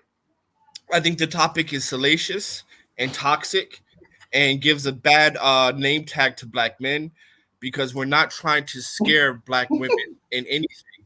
You like I said it before, and actually, you guys should call me a prophet. I told you guys, black women don't want to get married, and these young millennials, they're okay with that, right? They're okay with that.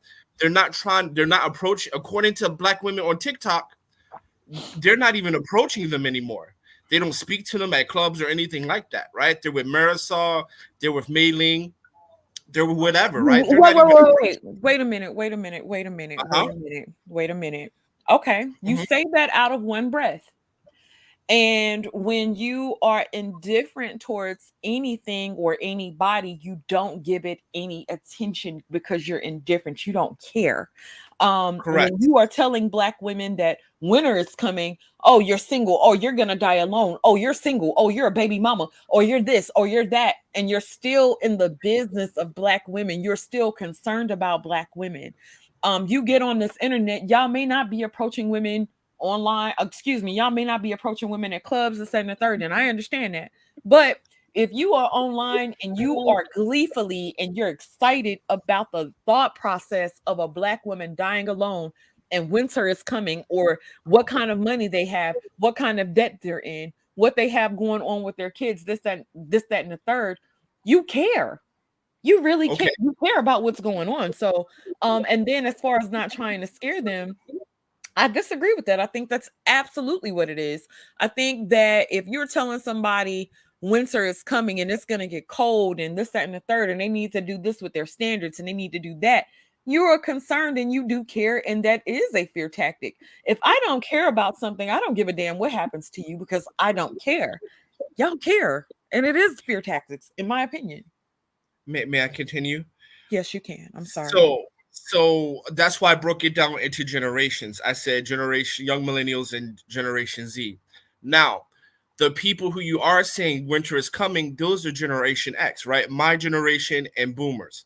They're the ones that are saying that because they're socially conditioned to pair and mate with a black woman because we had that all our lives, especially in the 90s, right? TV programming. They are the ones saying that, right? So you have to break it into generations. And they are saying that because black men in my generation are having a tough time understanding that black women really just don't want to be married. The average, not all, not all, not all. So they say these things because they're trying to reconcile that, you know, black women just don't want to be married. They don't want to take care of another person. They don't view marriage as other races view marriage. And we in that generation just have to accept that. But winter is coming is not a scare tactic. They're just speaking from their standpoint, because from their standpoint, marriages prevent you from winter is coming. But what they're not considering is the other equation, how the women feels about that, meaning that they just don't want to be married. They feel being married is winter, right? So they have to reconcile that. But even with that, it's still not a scare tactic, because in large, especially as red pill becomes more and more mainstream, men are more and more just like, fuck it. And that's where I'll leave my opening statement. Right. I feel that this title gives an unfair name tag to black men, because at the end of the day, even when the men who are saying winter is coming, they still want to. I have no idea why, but they still want to pair with ADOS black women. So it's not a scare tactic. And I'll close with that. Thank you. Yeah. We ain't signing ish. Very interesting points. I don't have an argument to formulate. I still have an as a result of- argument. I disagree with it, because like I said, he's talking about one generation, or it's supposedly I talked about 4 generations: millennials, Z, boomers, Sir, and X's. I talked about sir, all 4. you're saying that it's the Gen Xers with this thought process, and saying that winter is coming, and what No, I'm no, saying, yes. okay, and what I'm saying to you is it's more than the Xers, because Kevin has he has a group called it's the Samuelites, honey, Yeah. and the Samuelites are from millennials are also. yeah. Yeah, So millennials I are think also taking up those same talking points. right. So yeah, I disagree with that, and I think this was a perfect topic for you guys, because you guys like these kinds of shows. So call it what you Yeah, and in addition, when we present an actual topic, we talk about it from all sides. So I don't think that the topic in and of itself is giving black men a bad name. We want to be able to have the discussion from all sides, and there weren't any accusations made by us regarding, whether or not black men are really trying to do this to scare women, but more talking about what we see, and what just by taking inventory of different conversations that we've seen happening mostly online. I still think it's a bit salacious and kind of clickbaity, but okay. it is, but you know how we like to. All of our topics are right. Yeah, That's the point. That's the name of the game. The breakdown, child, please. Gotta get them clicks. Exactly. That's right. Oh, when we act nice, y'all don't pay our ass no attention. Y'all be like, Look, when we talk about black love, we've tried to do topics that are like, just more endearing, and don't nobody want to talk about that. Y'all love these topics, like Danny said. Shut out. Not all of us. Not all of us. Yes, y'all do. Don't play. Shout out to Adonis. Adonis says social media and government benefits. And the government benefits from women staying single. Women are emotional spenders and men are logic based and splurge only when needed. Adonis, bullshit. Bullshit. Not the way the Jordan line. Child, don't do that. Don't do that, Adonis. Listen, you got a point about that. And them game systems, baby. Listen. Come on now. One game system. Come on now. One game system. Child, please. Yeah. $500 to $1,000 purse. $500 compared to $1,000 purse. Not to mention they come out every $1,600 hair. Let's keep it a buck now. With the hair, I got you. But purses still, a lot of purses still hold their value. So shit. Not when you put lip gloss and all that in the bottom of that motherfucker, you can't resell it after that.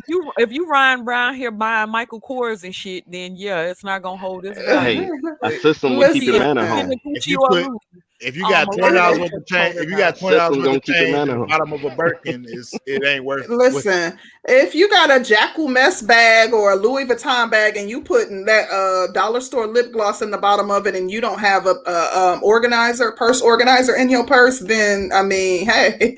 But I think that most women, when they buy nice bags, are gonna take care of them. You get a purse organizer, they put it in the dust bag. Like most women take care of their expensive bags. They take care of what they care about, so it's like they don't care about black men. That was a shot. That was a shot. That was. I felt that. Shout out to the casual observer. He says black men can date out and bemoan black women destroying the race. Why would you care? Focus on Becky and Maria and Ling Ling, baby. Lead if they lead their ass. Be gone. You ain't got to have 1 foot out, 1 foot in. Lead their ass. Show them how it's done. You know. For a lot of us, these are our sisters, our cousins. What that mean? We don't want to see if she doesn't want to be under a man's leadership, leave her ass where she stands. If she feels like she's better than y'all and she can do it on her own, let her dumb ass do it. I mean, Kanye said it best. Like, you can have a baby with the white girl and still make a nigga. So at the end of the day, it's not like the end of our race, right? No, Steve Rose is right. Let it go. That was Danny. That was Sister George, but I got you. I apologize, Sister George. Sister George is right. Apologize. Man, they on the same show. You can mix them up. Let's get JoJo up in here because JoJo said he can talk now. Hey, JoJo. Oh, what's going on with it? Ignore the ambulance. Ignore the ambulance. Wait. Everybody hit the like button. Hit the like button. What the hell JoJo got going on in the background? JoJo got at a crime scene, man. Y'all know how St. Louis. Okay, we're gonna need you to get up out the hood, baby. What you got going on? That's how y'all know how St. Louis is. But no, man, when I be listening, man, it's just I hear bullshit on both sides. I'm gonna keep it 100,000. It's just like something I'm starting to notice. You starting to see both sides kind of. This is gonna sound crazy, but I'm starting to think both sides like the back and forth bullshit. You know what I mean? It's just like a never ending cycle of. And do. Yeah, it's like it just keep going. He said, she said, like it's just some weak shit. And you know what I mean? I just be thinking like, I'm so glad I don't have to deal with that kind of stuff. You know what I mean? I told you I might get old school and shit, but it's just like when I heard the type of vitriol that both sides got, I'm just like, bro, like what is it? You know what I mean? You just would think like it would be so much easier for both sides to just cooperate, figure something out, or just say fuck it. You got people who basically saying I'm gonna argue about it my way, fuck your way, and we're gonna keep pushing back and forth about it. That's not conducive to a, you know what I mean, a family unit. We see all the bullshit going on. It's just counterproductive to what people actually say they want. You know what I mean? And I used to think about that too, like, oh, you know, every dude gonna have, you know what I mean, have hoes here, that, this, that. But it's just like when it come down to the bottom of it, the only way to raise up kids right is in a 2-parent household. You know what I mean? Or either, well, it ain't no or about it.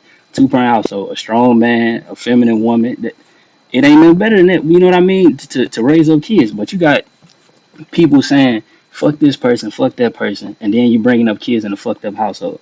Like some that I want people to think about. Think about how your kids will feel.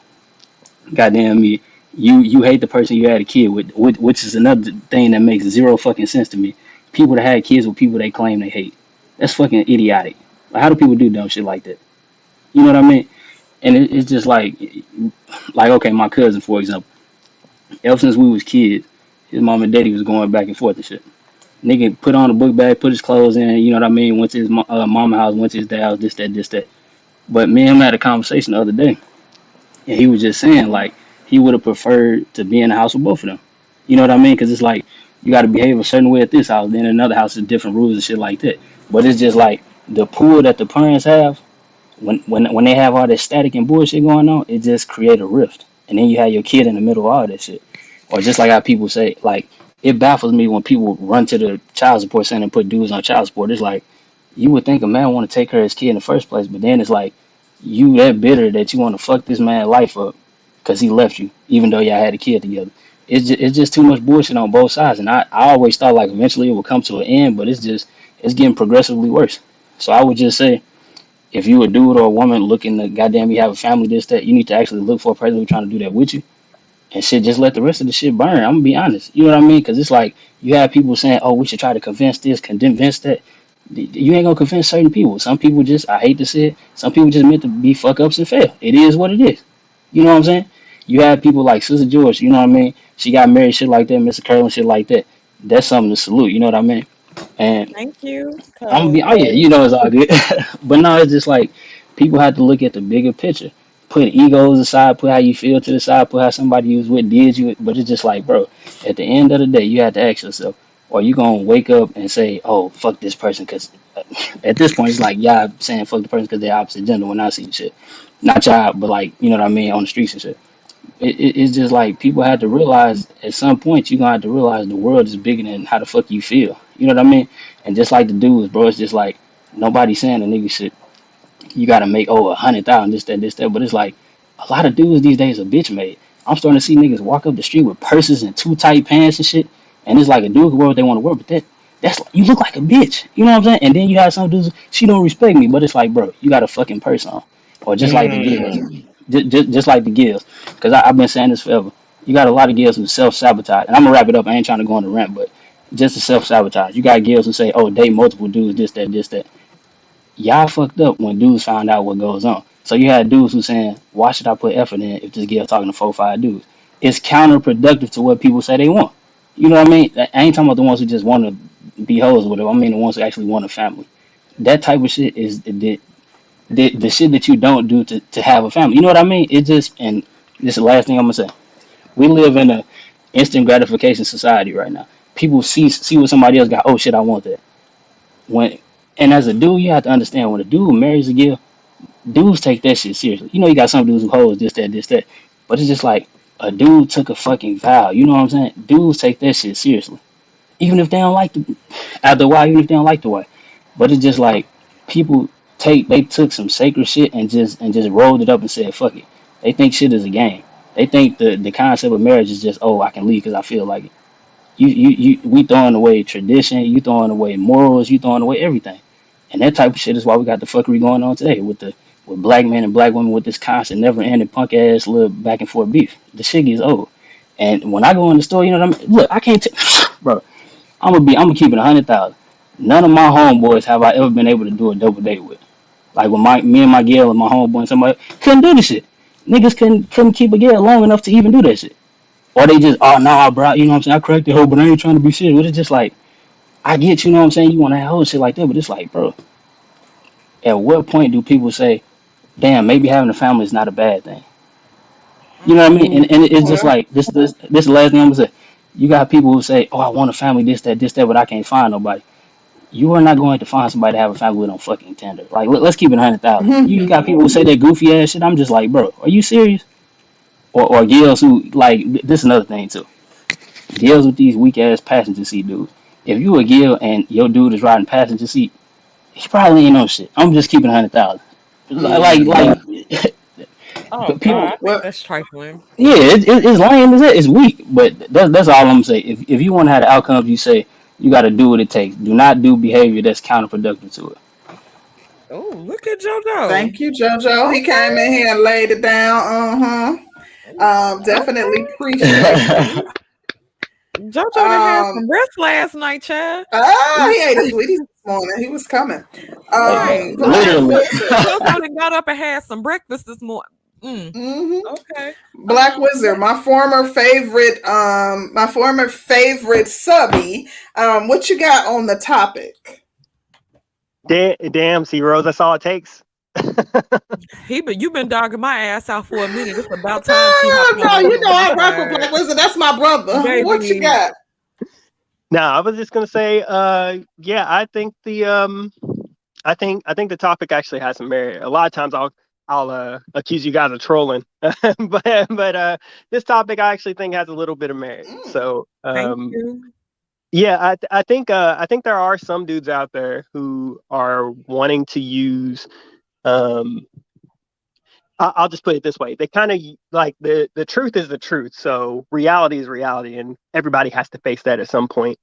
A lot of people kind of take it upon themselves to be the, I guess, the messengers of reality and be like, "Ha, it's coming for you next," you know. But I don't know. I think I see some dudes in the space kind of use the truth as an excuse to, I don't know, kind of like, I don't know how to explain that other than like bring bring people down to what they feel. Like they might feel like they've been wronged. So it's like I guess one of the guys on here was saying like, oh, there's a lot of single dudes out here anyway. And I think some of those dudes are single and are like, well, reality got me. It's your turn. You know what I'm saying? And then when somebody has something to say about it, about like maybe it's being used as like a fear tactic or some kind of retribution, kind of like what concreterose was saying. She was justified in it earlier, but they try to hide behind the fact it's like, well, it's not me, that's just reality. So if you're mad at what I'm saying, you're just mad at reality, when in fact they do have some intentions that are like not exactly to actually just kind of warn somebody. It's actually it's almost like they're getting back at, it's almost like a vengeful kind of thing. I think there are some dudes out there that's like that. There's a whole lot of merit in what's being said as far as like some of the spaces where this information is coming out, the stats, statistics, whatever. I think there's a lot of merit in that, and I think that honestly a lot of it is the truth. I mean, on this path, I've said time and time again, I think we're on the path of destruction. So it's going to end up, a lot of people dying alone. But I don't think there's a lot of men who are actually using it to just serve as a warning. I think they are kind of like using it as some kind of umbrage to take retribution because they feel like they've been wronged. Yeah, I agree. Shout out to Big Guy Journey. He says he's speaking facts. So much foolishness on both sides, and I think he was referring to JoJo. But yeah, I do see some of the tactics. Everybody hit the like button, hit the like button, hit the like button. Get us up to 100. Thank you. But yeah, Black Wizard, were you finished? Yeah, I think so. I think the biggest thing, I agree with a lot of sentiments from JoJo, is like there's like kind of this cesspool of information that kind of goes with this tit for tat back and forth, and I guess it's incumbent on the people who actually want to build relationships to kind of like vet that information to the best of their ability, and then take away from it whatever they need to go find whatever it is they're looking for, whether that be in the Black community or not. Like if you're wanting to build relationships and you're solely using what comes out of like the Black manosphere and like and then the responses to the Black manosphere, so mainstream stuff, I don't think based just upon those two things you're going to be able to find a healthy relationship. I don't think it's possible. You have to vet it and then kind of go, for lack of better words, go your own way. Yeah, true. Absolutely. I agree. Well, thank you, Black Wizard. Let's get Compassion in here. Compassionate. I can't see his whole name for nothing. Okay. Me either. Hey, what's up? Hey, how you Hey, doing? hey. I'm doing great. Thank you, ladies, for bringing me up. What's up, panel? What's up? We ain't signing. Yeah, just to piggyback, I guess bro went before me. Basically, he said pretty much how I feel. I think it's obviously them a certain sex of Black men that use the notion of winter is coming as a I wouldn't say a scare tactic, but they obviously care about Black women and actually believe winter is coming for them, and are using that as a way of hope. In a way, I think a certain sect of Black men are hoping that encourages Black women to be more cooperative with coming together. But then I think generally, though, I think when the whole concept of the Kevin Samuels winter is coming, most men feel like, well, yeah, winter is coming, and it would be unfortunate if y'all have to figure out the hard way, or a lot of Black women have to figure that out the hard way. So I don't think it's really a manipulation tactic to try to get women to digress from the position a lot of them are in right now. I definitely think a lot of Black women have let their mouth write checks their ass can't cash, and they're essentially just doubling down constantly. That's what it feels like when I hear a lot of the rhetoric, because it's not really well thought out, doesn't really match reality a lot of the times. So yeah, I mean, yeah, I don't think it's a manipulation tactic generally. I think certain men obviously can use it and like enjoy the concept of women having a hard time in the coming years. But I think generally Black men actually do see value in a lot of Black women intrinsically, and just don't want to see a lot of these women take the fall they're finna take. And it really no deeper than that. I don't think they care that much either. I think Black women have said enough and doubled down enough that most Black men are like, all right, bet you got a booger in your nose, but shit, I'm gonna it really not affecting me that much, especially since you capping so much. So that's what it seems like to me. Good point. That's an interesting take. I like, for me personally, if you're sincere in advising women, like I've had discussions with people, for example, BGS. I think that he's very sincere in, his message to women. Typically his commentary, he is providing stats, he is very knowledgeable, pulling up historical data and the like, and he seems sincere in his approach, versus you taunting, teasing, shaming. I think that that's just completely different. I can see personally, if a person is like taunting me and telling me I'll never amount to anything and ha ha ha, I'm not going to, take you seriously. And I would feel as though you're just trying to manipulate me into doing what you want me to do. So I think that's the difference. Yeah, it could be. Naturally, it could be taken like that. A person could be taking advantage of the reality that you're getting ready to walk off a cliff, and because they're bitter, laugh about it. But the reality that you're being like BGS on the other side, actually telling you, hey, there's a cliff right there, and you admit that he generally seems genuine, doesn't negate that there's a cliff right there. So that's what I think a lot of it's happening, is that that's true.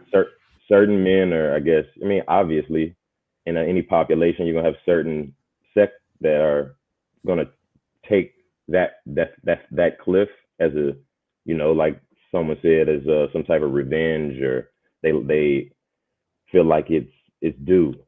But then again, it's not as though they're inventing the concept of a cliff or winter is coming is a complete, just fabrication. It's really a cliff right there. It's like, so if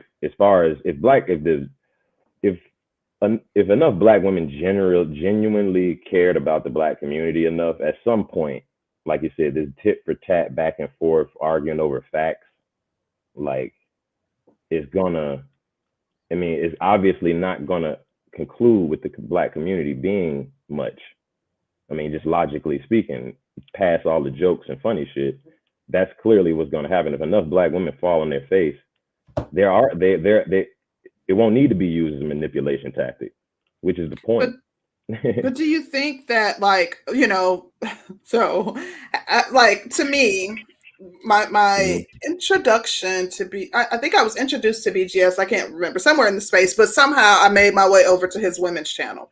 So like a man or men having like just real discussions with women about the things that are talked about in this space, without berating them, without, mocking them, without shaming them.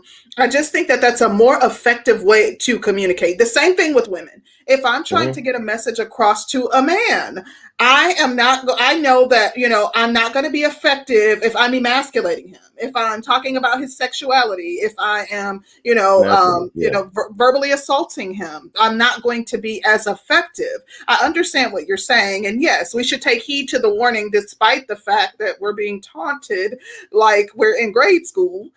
There's still a warning that we should be paying attention to. But I think... I'm sorry, go ahead. No. That's essentially what I'm saying. Like you bring up, BGS is a renowned analyst in this space, And like you said, most people get the impression he's genuine and he's not just taunting.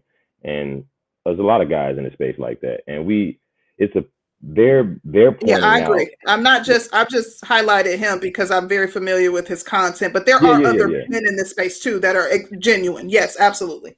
Yeah. I get what you're saying. But I think they're the analysts, or BGS is an analyst and telling us what's a forecast. Then certain people that have, for whatever reason, would take that and taunt women with that reality. Mm-hmm.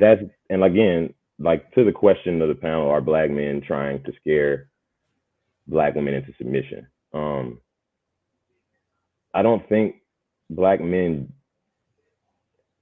from what Black women have said for the past decade or several decades, I don't even think men believe that if they were actually trying to manipulate Black women into submitting, that something like this will work. I think they're actually like we agree that BGS is doing, pointing out a reality. And I don't think it's a manipulation tactic, but I won't keep going on. That's my closing statement.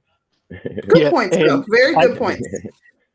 I just want to add too that every man isn't going to behave like BGS. So some dudes are going to taunt people. So and unfortunately, that's where the infighting comes in, because, and it's not like Complex is very good in the way in which he, talks. So it's just essentially being respectful in your conversation is my point overall. Like if you are bashing and taunting, and that's why y'all bees gonna end up alone, and it's gonna be a cold winter for you hoes, and like, who do you think is going to listen to your message? Like, no one. They're going to dismiss it. They're going to argue with you. They're going to engage in back and forth with you because of you're leading with insults.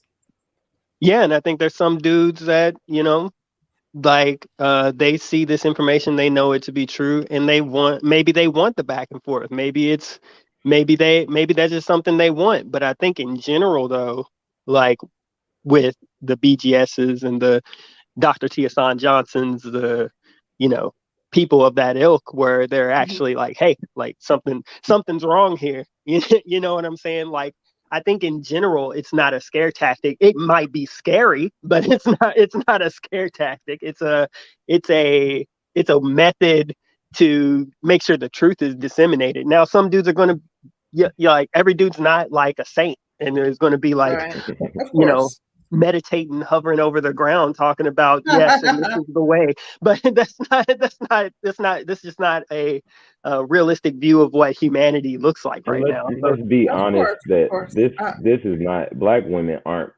They're on the offensive with a lot of this rhetoric also. So it's not just that a certain sect of bitter Black men are bullying these hardworking, intrepid, focused on merely improving themselves as a race type of people. These are a lot of narcissistic behavior on the part of a certain sect of women, specifically Black women, which I think fuels a little bit of that. You would get poked and prodded with your coming downfall naturally. So I agree with that. I know we got some super chats to read, and then I wanted to get Mr. Research in here. I can't see it on the screen. Danny, were you able to read that? It says, shout out to the Casual Observer. He says, is KS taunting for telling those women the truth? To a certain degree, because he has to be provocative. A provocative show garners attention. It's fun. It's funny. It's whatever. So I think to a certain degree, it's a bit taunting. A bit, I'm not saying that that's the basis of his whole show. And there's and a lot of the things that he says is true, but I think so. So yeah. Shout out to Chief Rocka up in this thing. He says, just tuned in, but peace to the breakdown, a woman's perspective. Enjoy your Saturday and keep pushing. Thank you so much for that. I'm missing one. Okay, there it is. Shout out to Dare. I said it. He says, y'all accept correction only if your ego can remain intact. some black men intentionally chip at your ego because that's part of the problem. But the thing with destroying egos, Damn. the egos are a part of the problem, but lower self-esteem is a bigger problem, and we have to consider what we like done to us as people. You don't want Exactly. You don't for want nobody chipping away at your ego. But it was chipped away at for the last 50 years. It was chipped away at Yes, for but the if a last. woman is coming, Go ahead, Concrete.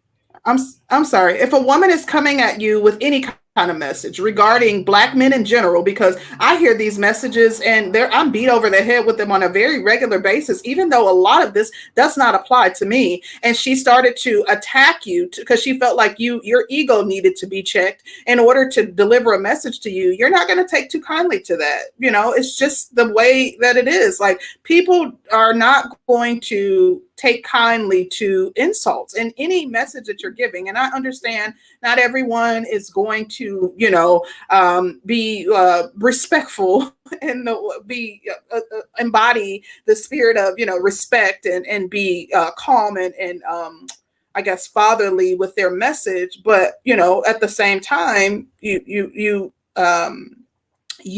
are going to get the same type of reaction from the woman or the same type of energy from the woman that you're giving. So if you're not being respectful, she's not going to be respectful in her response.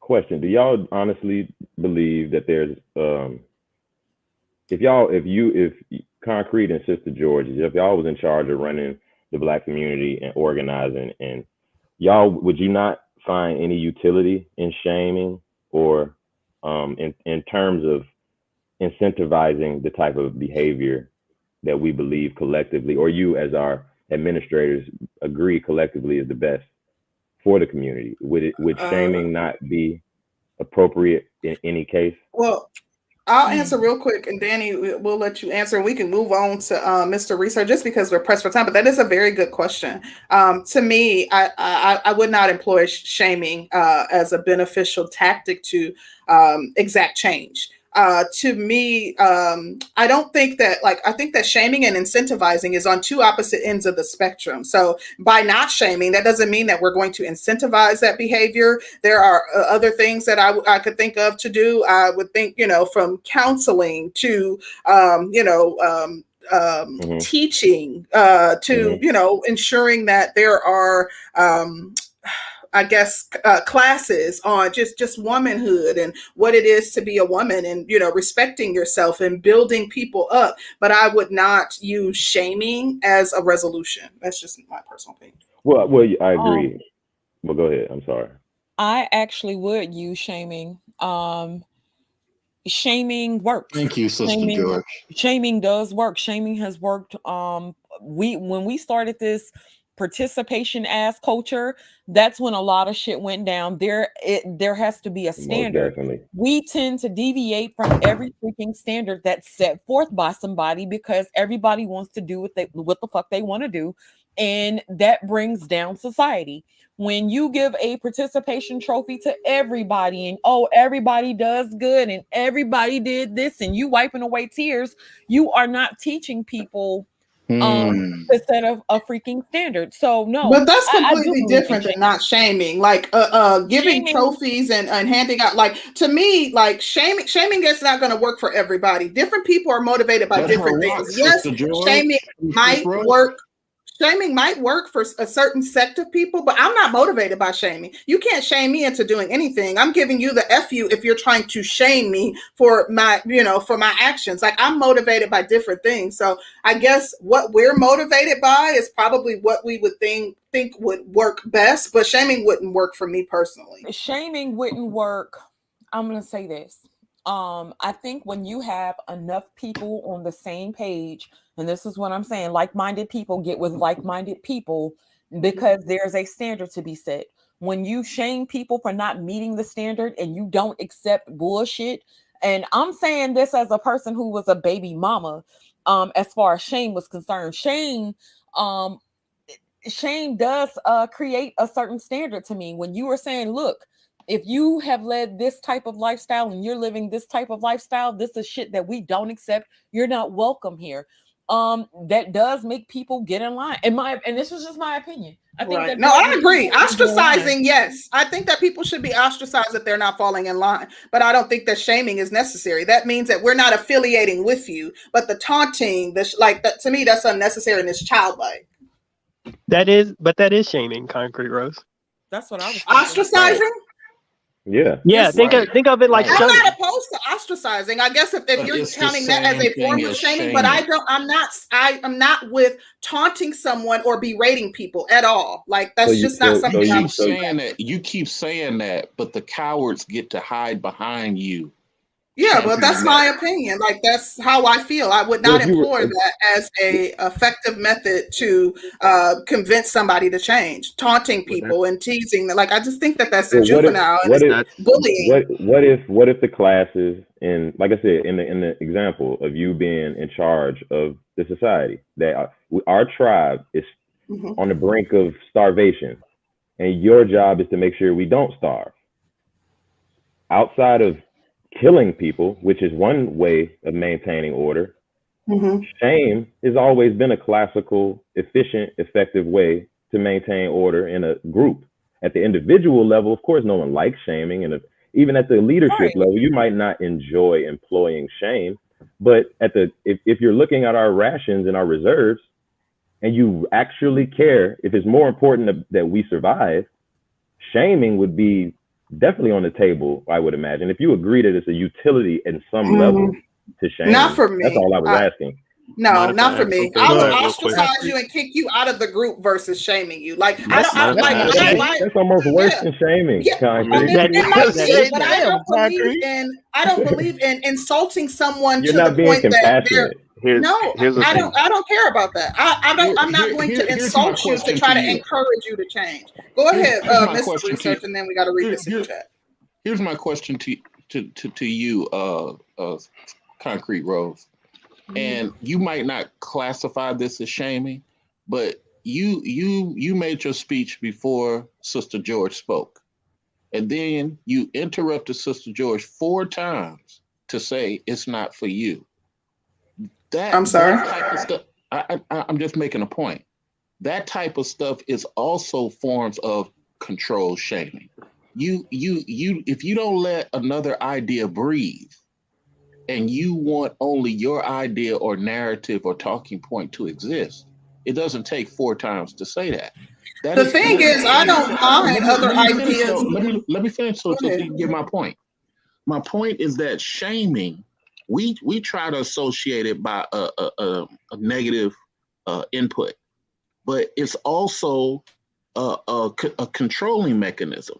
When you don't allow other people to breathe. I'm not trying to come down on you for what just happened. I'm just want to point out to you, we didn't need to hear that 4 times, but you gave it to us. So I was rebutting different things that she was saying, and you interrupted as well in order to get your point across. So what was that? My point is that it happens all the time, and that's what compassion is saying. Everybody accidentally does it.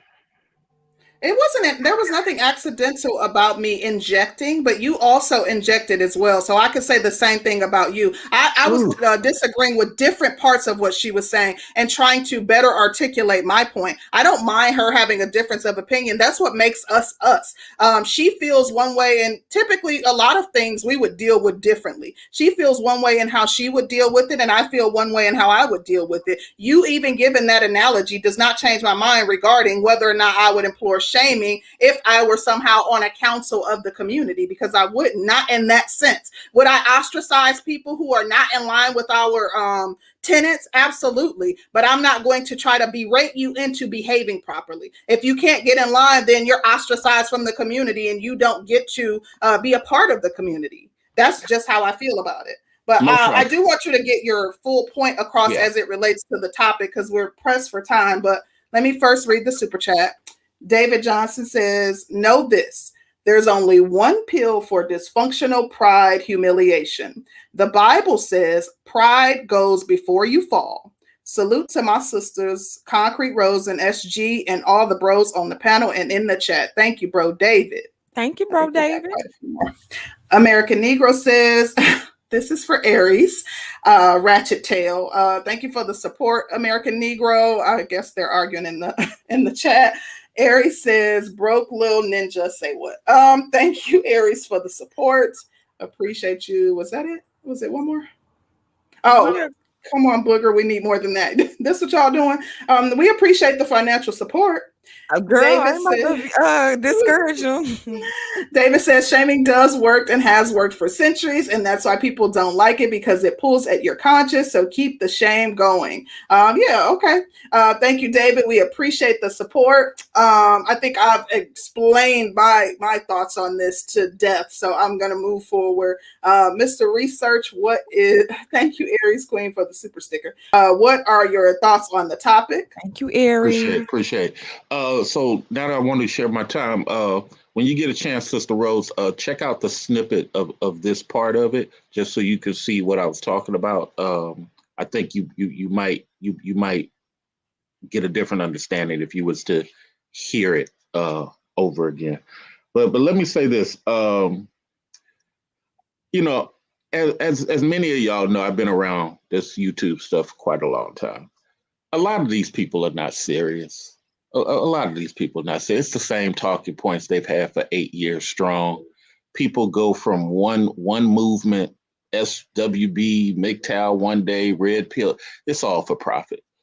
Triggering Black men to be mad at women is for profit. It's always been for profit in these streets. And no, serious. I mean, I ain't even capping. You know, you got some of the people you guys champion, their own children don't listen to them, and they've admitted that. So this is in these circle jerks, in these echo chambers. YouTube, man, is about getting boys to be angry at females and females to be angry at dudes. It's all profit. We gave birth to Cynthia G on these manosphere streets, but then you complain about who we give birth to. The chick didn't even have no following until dudes made it happen. So when third wave manosphere came in, here was the dudes who realized I can just call people names. Here we are back to shaming. I can call people names from the protection of the internet, something I wouldn't even say to half these people in person. And this is what gave birth to it. And then those dudes spreading gynocracy fear everywhere. Fear of the gynocracy. Fear. Okay, it's very simple solution. Get the white boys who just recently joined MGTOW, because you got to remember, MGTOW was a Black male Caribbean guy creation. MGTOW was created by Black dudes, and Black dudes was over there. Black dudes didn't create it more until the white men ran them out with all that racist talk. Red pill philosophy had a bunch of racist talk, to the point where the white guy that everybody appreciates, whatever his name is, I keep forgetting his darn name, but he had to make a statement on how MGTOW ain't about race. That's how bad it got. So dudes ran away. See, that was an opportunity for Black men to have the same energy they had for Black females, to turn to their white MGTOW dudes who just recently joined and said, this is our shit. We created this. Y'all stop that bullshit, or we gonna start attacking y'all. But instead, dudes ran. And that's how ItMore was created. That's the timeline that it was created. You can lie and say that it wasn't created for that reason, but wait a minute, you was blah, blah, blah. I'm not gonna drop people's names because I don't need all the nonsense. You was blah, blah, blah MGTOW. Why you run over here blah, blah, blah ItMore now? Go back over there and defend your Blackness to them white boys talking all that anti-Black stuff. Oh, you're not gonna do that because it's more profit in running over here creating something new to get Black men mad. And then when we found out that the original creator of ItMore was really into pasty, fat white chicks, according to his post, now you want to run and go to SYSBM. But Helmet Head, who created SYSBM, he was a Filipino chick, which goes to another point here. If you're with another race of chick, why always come back over to the Black side talking anti-Black? I mean, it's your choice, But how is that logical? How can you sit on a college stage amongst scholars and say, I have a logical thing. I talk about Irish people, even though I'm married to a Black woman. That makes no sense. And I get on every morning talking about Black people. Irish people. Okay. And I have 30,000 followers. Yeah, but you're not in the Irish community. You're in the Black community. Well, it's the same thing that Helmet Head does. You're married to a Asian chick, but you get on and do that. And then the stuff outside of YouTube, you got porn pictures everywhere. It's all for profit. You don't want to admit it because when you listen to the circle jerk conversations, is she a ape, she a monkey. Ain't nobody saying don't say that. When you see either me or Jay Shine come over here, or even D Darrell, or even Man of Tomorrow, we are all dudes who have achieved stuff amongst men. And the other dudes don't like that shit. They want to be able to go call women names, do all this type of stuff. Some of the people y'all elevate are actually not really on point. Let's go to shaming real quick again. Isn't it funny how dudes want to shame chicks but don't want to be shamed? Shout out to what Concrete said, because you can't shame a warrior. A warrior doesn't really feel shame. So you could say what you want to, blah, blah, blah, but what's really happening? 2 more points. When it comes to business, look at what Kevin did. Winter is coming. Let me give Kevin props on that. Women are confused. It don't work like that. When you hit 40 and 50, all that shit stops. If you haven't found a curling, you're fucked up in the game. Period. But I don't have to keep telling women that to convince them, because now it starts turning into a circle jerk. We as Black men got to stop caring so fucking much. Be like the Arabs. Don't give a fuck. Walk past the chick struggling. Don't give a fuck. Be like the Chinese. Don't give a fuck. Walk past. But you know what? Black dudes are at the point where, ha ha, you struggling. Ha ha, ha ha. Hey, fella, hey, brothers, come over here. Come over here. Laugh at this chick with me. Ha ha, ha ha. That's what it's come down to. It's kind of like in Africa, when it took a long time to convince the African dudes that raping women was not a cultural rite of passage. You had a bunch of dudes really thought, oh yeah, I raped my school teacher. Whoa, bro, what are you doing? No. And this is the problem with us as Black dudes. We don't want to hear that. Shaming on the block happens. Shaming in music. We are constantly shaming. But it seems like we only want to shame chicks. It's all for profit. And I land my plane on this, man. The day I had 2 of my proteges, two of the dudes I counseled, go on Kevin's show with Ramil, who will also tell you I gave him a lot of game. 2 of my proteges, Real Deal Financial and King Diamante, went on Kevin's show and they talked about business, how they managing their employees. And it was a proud moment for me, because I'm looking at it like, yeah, my guys got up there and were able to hold manhood conversation beyond these females. But then other dudes got up and could not articulate virtually anything.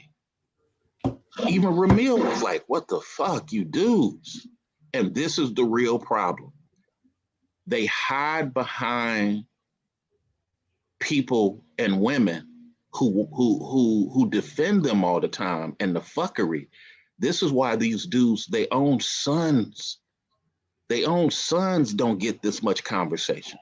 Dudes conversate for women way too much. And I land my plane on that. We got to change that part, man, because talking about these chicks every day, and you know, the pimp and player lifestyle is dead. R. Kelly and Bill Cosby is showing you that. But yet dudes get porno excited and porno turned on by doing these circle jerks every week, but then can't have a business conversation with Kevin when it's time to have one. I land my plane. Thank you. Okay, Yeah, so let me I read the pretty super much. chats really quickly, and then we're going to go ahead and get the Can I next say this? person Can I say in. this real? Can I say We this got to real be quick? real Concrete. quick because we're really pressed for All right, time. I'm even not even going. I'm just saying I pretty much disagree with like 95% of what bro just said. It was pretty much a lot of anti-black Okay, fucking well, hold anger. on to it because But we're going to give you an opportunity for closing comments and you'll be able to kind of tap into that. But I don't want to kind of create the back and forth. So bear with us just a minute because we got to go ahead and get the other gentleman in. And we got quite a few super chats. American Negro says, Aries, wake your broke tail up. Thank you, American Negro, for the support. Panther says the system sees the ADOS as a burden, so the system has to figure out ways to wipe out the black man by providing black women the conditions they won't procreate. Very interesting. Thank you, Panther. I know I saw some more. Was that it, Danny? Oh, Black Wizard says, I'm not making an argument for it, but shunning is a form of shame, C. Rose. Excommunication and exile is just the scarlet letter without having to get your hands dirty. It's the passive side of shame. I wouldn't consider that passive. And I guess what I'm not for is berating someone or trying to make them feel small in order to exact change. If you're not in line with the standards set forth, then you don't need to be a part of the group. I don't even think that if someone exhibits change by you berating them, that it's going to be genuine most of the time. I think that for me, that's not effective. And I know Mr. Research referenced several times about the people that we were highlighting. No one is perfect, and no one that we highlighted were we trying to imply that they're perfect. Personally, BGS, I like his delivery. I think for me, like rationalizing and having a logical conversation is more effective for me. So as a result, I like the way, in addition, most people shut down when you're insulting them. That's just a given. Like it's going to create hostility and, you're arguing back and forth and it's not a fruitful conversation. So therefore, for me, I think that having a rational conversation with someone works better than berating them or minimizing them or trying to, make them highlight their imperfections. But nonetheless, I got to get Adonis in here. Adonis 1909. What are your thoughts on the conversation? Appreciate you letting me up. No problem. First, well, I'm gonna try to keep it as put together as I can. But I came up here because I guess one of your moderators felt some type of way and decided to time me out from my super chats. Yeah, So I don't decided to invite time myself up people here. out Yeah, for that's no exactly reason, what guys. happened. Come on now. That's exactly what happened, Miss Renee. So let's address some things. Feminism, right? Feminism to me is the epitome of shaming because the tactics of what feminism did and how they go about getting a lot of things passed solely is premised on shaming men. Another thing is addressing the whole Kevin Samuels situation with the winter is coming. I don't believe Kevin is actually trying to attack or immediately just shame women. I don't view it that way. Especially for anyone who's an avid watcher themselves, they can see that you match the energy you're given. He matches the energy he's given. Plenty of conversation he's had with women that are respectful and he's never disrespected them.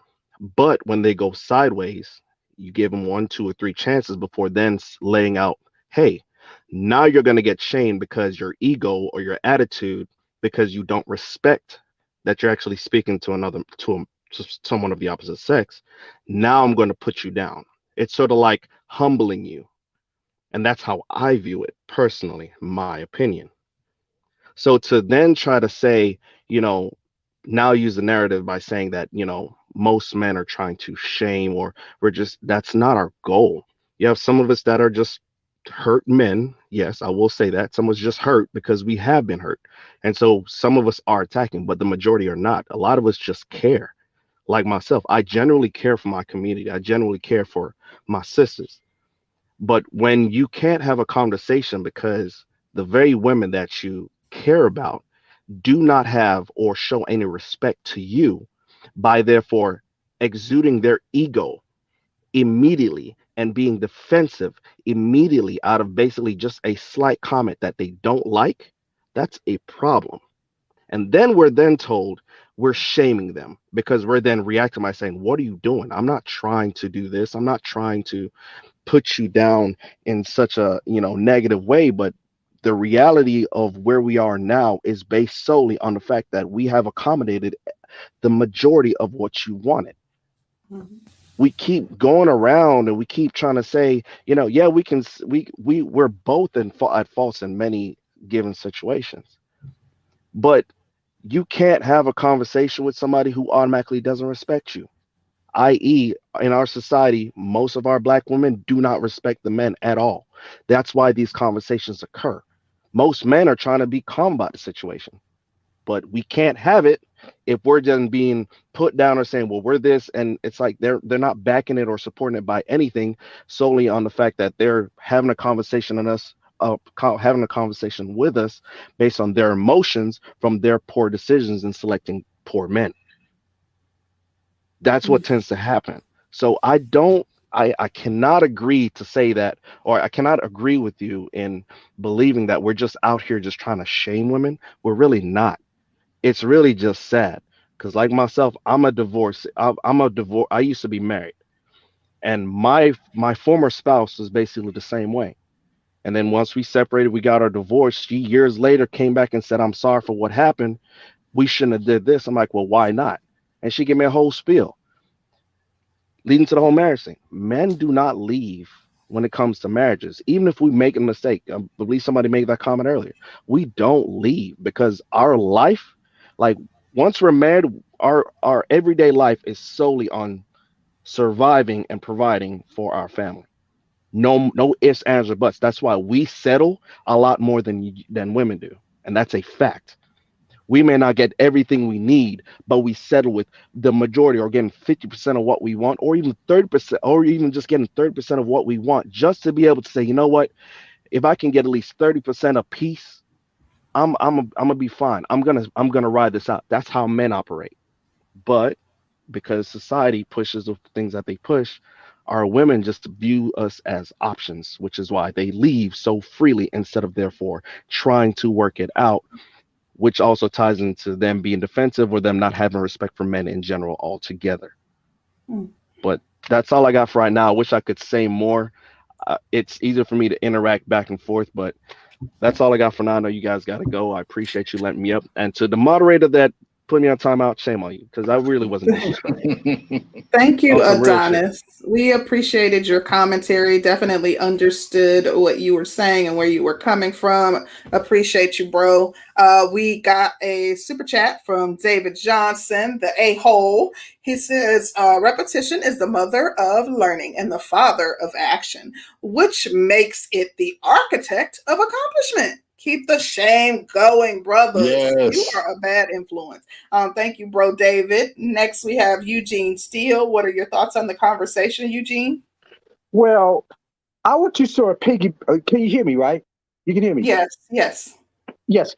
I want to piggyback to what most of the men you have been saying. Men are not trying to scare women into submission or to do anything. But I want to add, even the most alpha of men don't try to scare people to do anything, especially scaring women into submission. We don't do that. There have been so many misconceptions about alpha men. And it's a shame that we have perpetrators who are trying to act according to those misconceptions. We do not do that. Women are submissive to us because they are willing to be submissive to us. Okay? When you get in a relationship, both sides have something to give up. I mean, we as men, after working independent, now, to be the leader, provider, or what have you, we are giving up, some of us. And women, when they get into a relationship, they're giving up, a little bit of their freedom to be submissive. But, by the way, this is just the first point. Fellas, if a woman is being submissive to you, make sure that, she gets something out of it. But that's the first point. Second point is, and this is something that always manifests in the firm, and I think every man should manifest this. When you're in a relationship with a woman, you want to make yourself clear to that woman that, you're her boyfriend, you're her fiance, you're her husband. You are not her master. Okay, make that very clear. Okay. And one final point before I get out of here, when you listen to one authentic content creator, you get introduced to others, and that's the case of how I've gotten to you two ladies. So I want to thank you for your authenticity.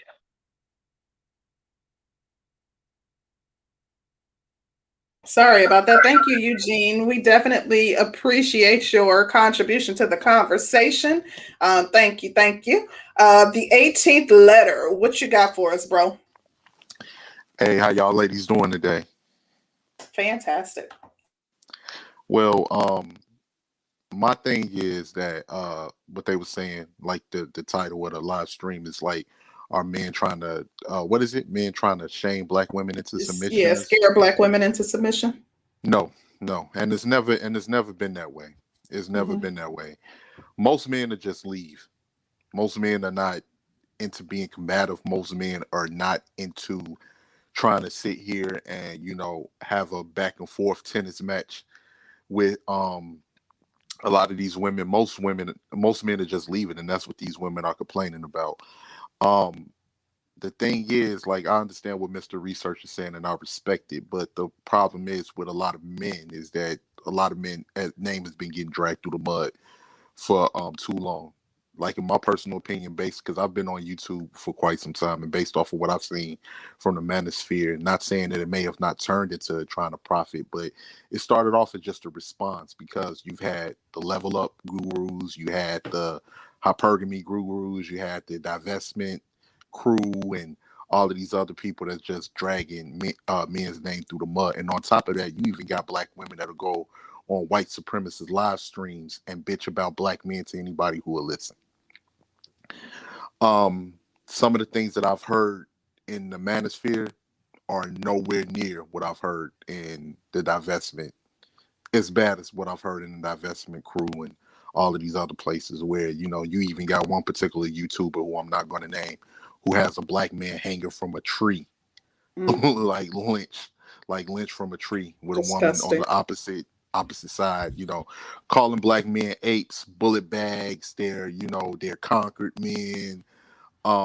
Just the things that I've heard, that I'm happy that they died, let's see if we can increase it. And these are the same women with the type of mindset that if you were to talk about business, if you were trying to just build yourself up in business, if these women even get a whiff of that, they're the type that, not saying that they can stop you, but they're the type of people, their mindset is so downtrodden when it comes to black men. They think like a white supremacist to the point they'll try to sabotage you, because a lot of these women really do believe that they're supposed to be above their own men. Not saying that we can't change that or anything like that. I'm just saying that's really what they believe. And the fact that they've been taught to hate their own men, they don't realize that. And that's why they can't fathom the idea that any other race of woman would want, black men.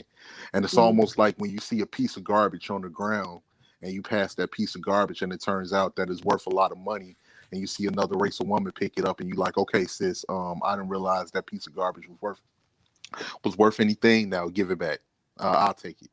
And that's pretty much the narrative that's been pushed online with some of these brothers on here.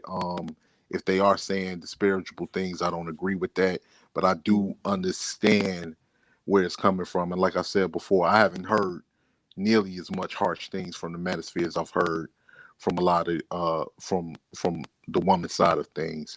I think a lot of these women are I don't know. I just think they don't want to let their ego tell them that some of the things that they say has been so undesirable and disparaging, and they just doubling down on the BS. They feel the hot water, so they're just spreading whatever rumors that they possibly can, or saying, and it's a lot of projection, saying black men do this, black men do that, when it's really the opposite way around, in my personal opinion. But from what I know, from what I understand, any black man that's out there handling their business is doing what they're supposed to do. They're not going to complain about the situation. They're just leaving, which we even seen with Michael B. Jordan. Michael B. Jordan didn't say anything. He didn't say he was dating interracial.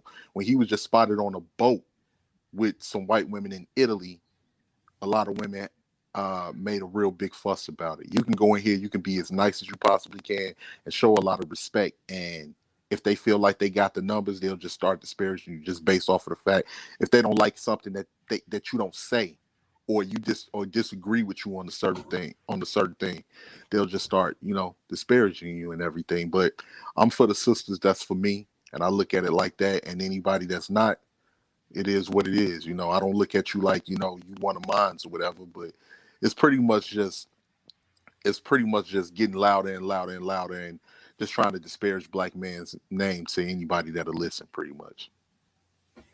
Thank you, the 18th letter. You said some real stuff. I have to say, though, as it relates to like the divestment community, I think there's a difference. I think there are men in this space who use shame. That's not saying that all men in this space use shame, but I think that there are. The difference is, I think that those women truly hate themselves. I think that there's a lot of self-hate. I think that they truly hate black men, whereas the men in this space, I think that they're truly hoping to exact change in women by having these discussions. To be honest, I think most of the men still desire black women. I think that they want black women to change and to do better. Whereas divestment community, I think it's like deep rooted hate. That's just disgusting on a whole nother level. But thank you for highlighting that and pointing that out. Can I say one more thing? Yeah, I just wanted to say, even when it comes to like interracial dating, like what you were saying, I've seen brothers that they love women, but they love their own women, but they felt they just couldn't make it work, and they may have run across a woman that treated them better, that was of an opposite race, no different from a sister that does the same thing. Because another thing too that we don't take in accountability is where black people grow up. If a sister grew up in an all white suburb and she speaks proper English, I'm not expecting her to date a brother. More than likely, she might be into white guys. No different from a brother that grow up in that same type of environment. But the thing is, a lot of these women that they know that they didn't find these men attractive, or they didn't look at them as attractive, no different from sisters that's on the same thing. They just happen to, if they see a black man with another racial woman, that just triggers them. It just triggers them. So that's all I got to say. Thank you. Appreciate you, bro. Let me read this really quick from Adonis. He says, I learned this in the Marine Corps. KISS. Keep it simple, stupid. We like simple, straight to the point combo with no need for disrespect. I like that, Adonis. That's exactly what I'm saying. Thank you, bro. So we are going to start the final comments. If you guys can try to keep your comments to 60 seconds or less, I understand you may have a lot to say. Just try to keep it to a minimum, because we do have to get out of here because Danny has an appointment. So we are going to start with Black Wizard. Black Wizard, what you got, bro?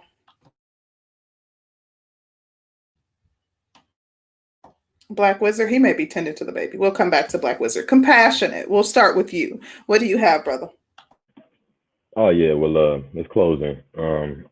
Appreciate you letting me speak. Appreciate the panel for listening. Yeah, I mean, I pretty much said everything I had to say. I mean, to Mr. Researcher's points, again, I disagree with a lot of it. I think it's kind of oversimplification of the so-called gender war and the red pill or the black manosphere space. But yeah, I'll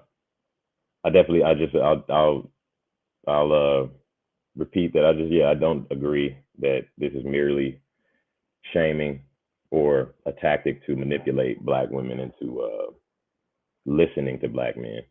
It's deeper than that. But I appreciate you letting me up. Thank you, brother. I appreciate you coming up. I really enjoyed what you contributed. Thank you. Gaston's World, what are your final comments, brother? All right. Well, first and foremost, this is necessary. These conversations are absolutely necessary. So the title made y'all come. So if whoever's mad about the title, suck it up. Grow some thicker skin. This is what you need, because about the title though, black men are not trying to scare black women into submission. This shit is an intervention at this point. Our women in large have run past the turnaround point and given us their ass to kiss for the last few decades. However, that wall is undefeated. We want black women. We want you not just for a relationship, but for the betterment of our community. Our children are lost and are in need of everybody in our community to be together. If it takes us, saying these things or doing whatever to get you to turn around and come back to our community, then that's what it takes. But it's not the matter of we don't want you, we hate you, or all those other rhetorics that are being spilled out. We just want you to come back to our community and start working together to build a future forward. For the men who don't want that, that's you, brother. But for the majority of us, we want to build our community back up with black women. And, if it takes a little shame to get that pride knocked down a few notches to get us back in order, then hey, that's what it is. Thank you. Thank you, Gaston's World. Appreciate you, brother. I agree with a lot of what you said as well. Mr. Research, what are your final comments? Hey, appreciate it. And people disagree. It's up for the listeners to decide which way they want to go. Nobody's trying to convince nobody. Let's talk about shame real quick. So shame is in our music. Shame is on the block. We shame black men for having sugar babies and paying for sex. But wait a minute, I thought we don't like shame. See, shame is convenient when it's trying to get our result. That's just what it is.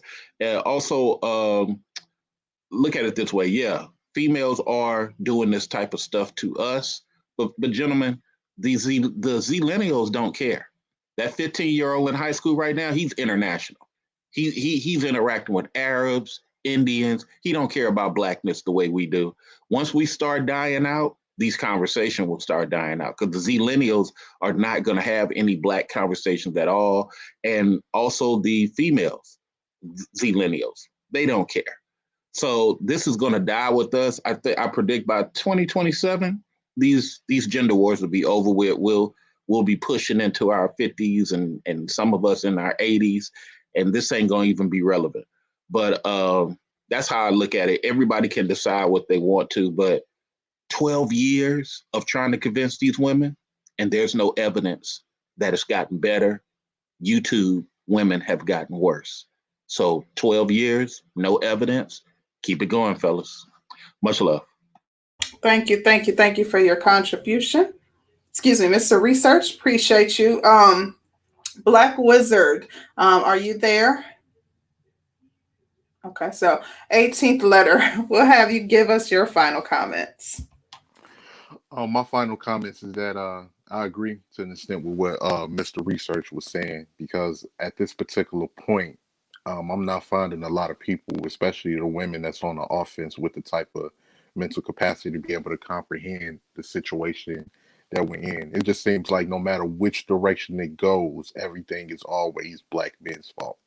Whether it's even though we've had 30 to 40 years of rhetoric of disparaging black men to the point that a lot of women really believe that they are above black men, and they really look down on black men. So to see black men in a position where they're succeeding them or overpassing them, it really grinds their gears the wrong way. And, to the point that they don't even have enough respect to be able to compartmentalize black men, which I was reading the chats. And one person was saying, but you black men are having kids, this and that. You can't even, differentiate between the type of black men that are actually doing that versus the ones that's actually out here handling their business. Me personally, I'm paying off my home. I don't have any children. I grew up in the hoods of Chicago, and I now live in the suburbs. So, they can't even differentiate, but I'll be held with the responsibility of what one black man did all the way on the South Side and the type of damage that he's caused. But when it came to dating, a woman wouldn't be able to. She'll be able to know the difference if I'm not out here hustling, selling dope, and gang banging.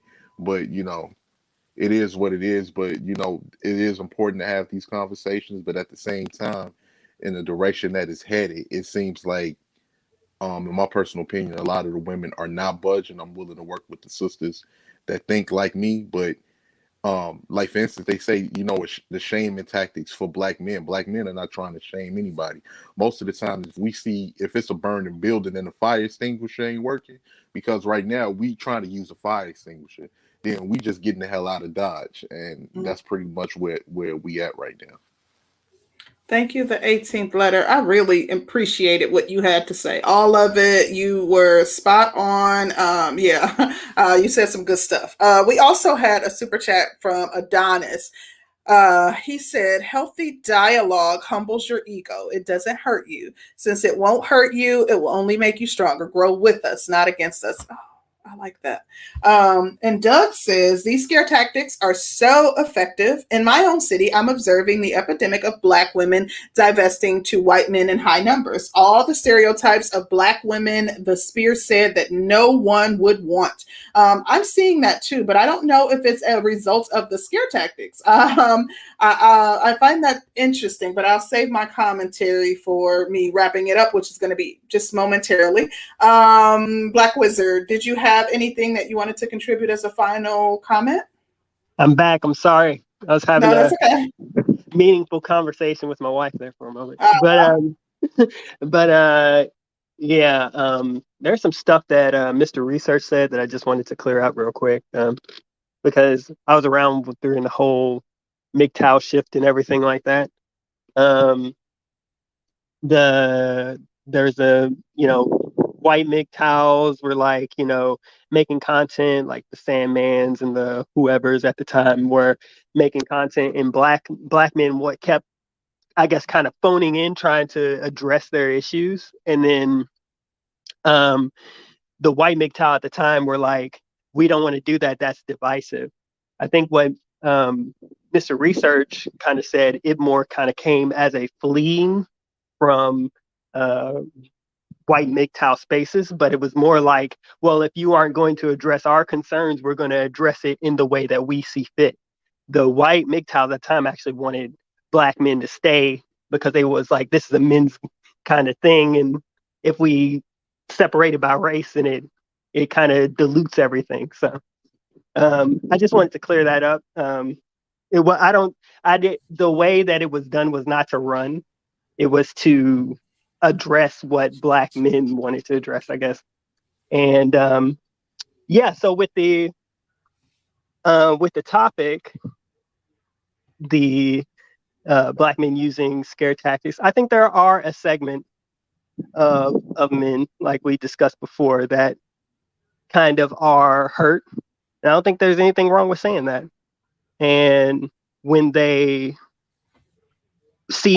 kind of experience how the world treats men in a way that nobody really cares about, what happens to men, and they kind of see that coming full circle to women in the form of never finding anyone, then they kind of cheer for that.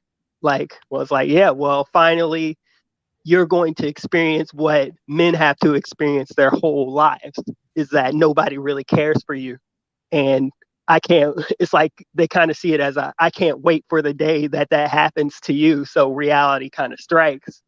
And then they kind of hide behind when it's addressed, it's like, hey, you're saying that in a way that I don't really receive. It's like, well, I'm just telling you the truth, so you can't handle the truth, So I think there are dudes who do that, but I think if we're talking generally, most guys are kind of saying this is what is the consequence of your actions. If you go this way, this is what's going to happen.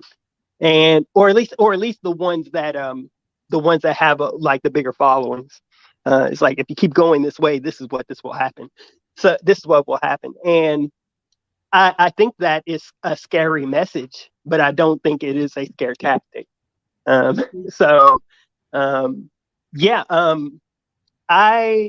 think that a lot of people just kind of get caught up in how they've been hurt by either the system or by another group of people or what have you. and they enjoy seeing that pain distributed, almost like some kind of karma on both men and women's ends. So it's like men, you got women saying, men are dusty, I've seen the divestors even talk about dudes getting killed in the streets, and this is just what they do. This is just what happens, and almost celebrating that kind of fact. And then you got men on the other side being like, well, you're going to die alone anyways, because nobody really cares for you, and you're the bottom of the bottom. So, and it's just two groups of people being hurting each other. And I agree, Black Wizard. We got to get out of here because Danny has to go and she has to shut it down. Okay, sorry. No, I agree with what you said, though. You said some good stuff, very solid points, and I can't agree more. Thank you, brother. Definitely appreciate you. I wasn't trying to interject to shame you. We just really have to go because she has an appointment. So thank you for your contribution. Thank you. Really quickly. We read that one from Doug. We got one real quick from D-Mac the trucker. He says, I missed most of the show, but my answer to the question is Black men need to use scare tactics to get Black women to the nearest gym. Make her terrified when she's pulling up at Popeyes or Juicy Crab. Thank you, D-Mac. We appreciate you guys so much. This was such a good topic. As it relates to shame, I just think that I'm not with the shaming that will try to belittle someone. So I guess I am with a different type of shame, which would be ostracizing. But as it relates to even women shaming, I'm not with women shaming men either, because Mr. Research brought up something about men being shamed for sugar babies. Women are being shamed for being sugar babies too. But nonetheless, I'm not with shaming anyone for their actions. I just don't see that as effective. Someone pinpointed that we are becoming more liberal, and I don't think that shame will work with Gen Z. That's not going to work with them at all whatsoever. That they have a different moral base. They're not subscribing to the same thing that we've subscribed to, so it's not going to work. It's time to reinvent the wheel, so to speak. Nonetheless, I do think this was just a real good conversation. Some good stuff came out of this. I wasn't even expecting it. Thank you guys who came up and participated in the discussion and who super chatted us. And thank you to the chat for keeping it popping. All right, everybody, thank you so much for coming through. It was a really, really good show. I hate I didn't get a chance to chime in on the end, but shout out to everybody who came through. Thank you for all the super chats and the crazy ass chat. Y'all, wow. So we'll see you guys back here on Wednesday. We're out.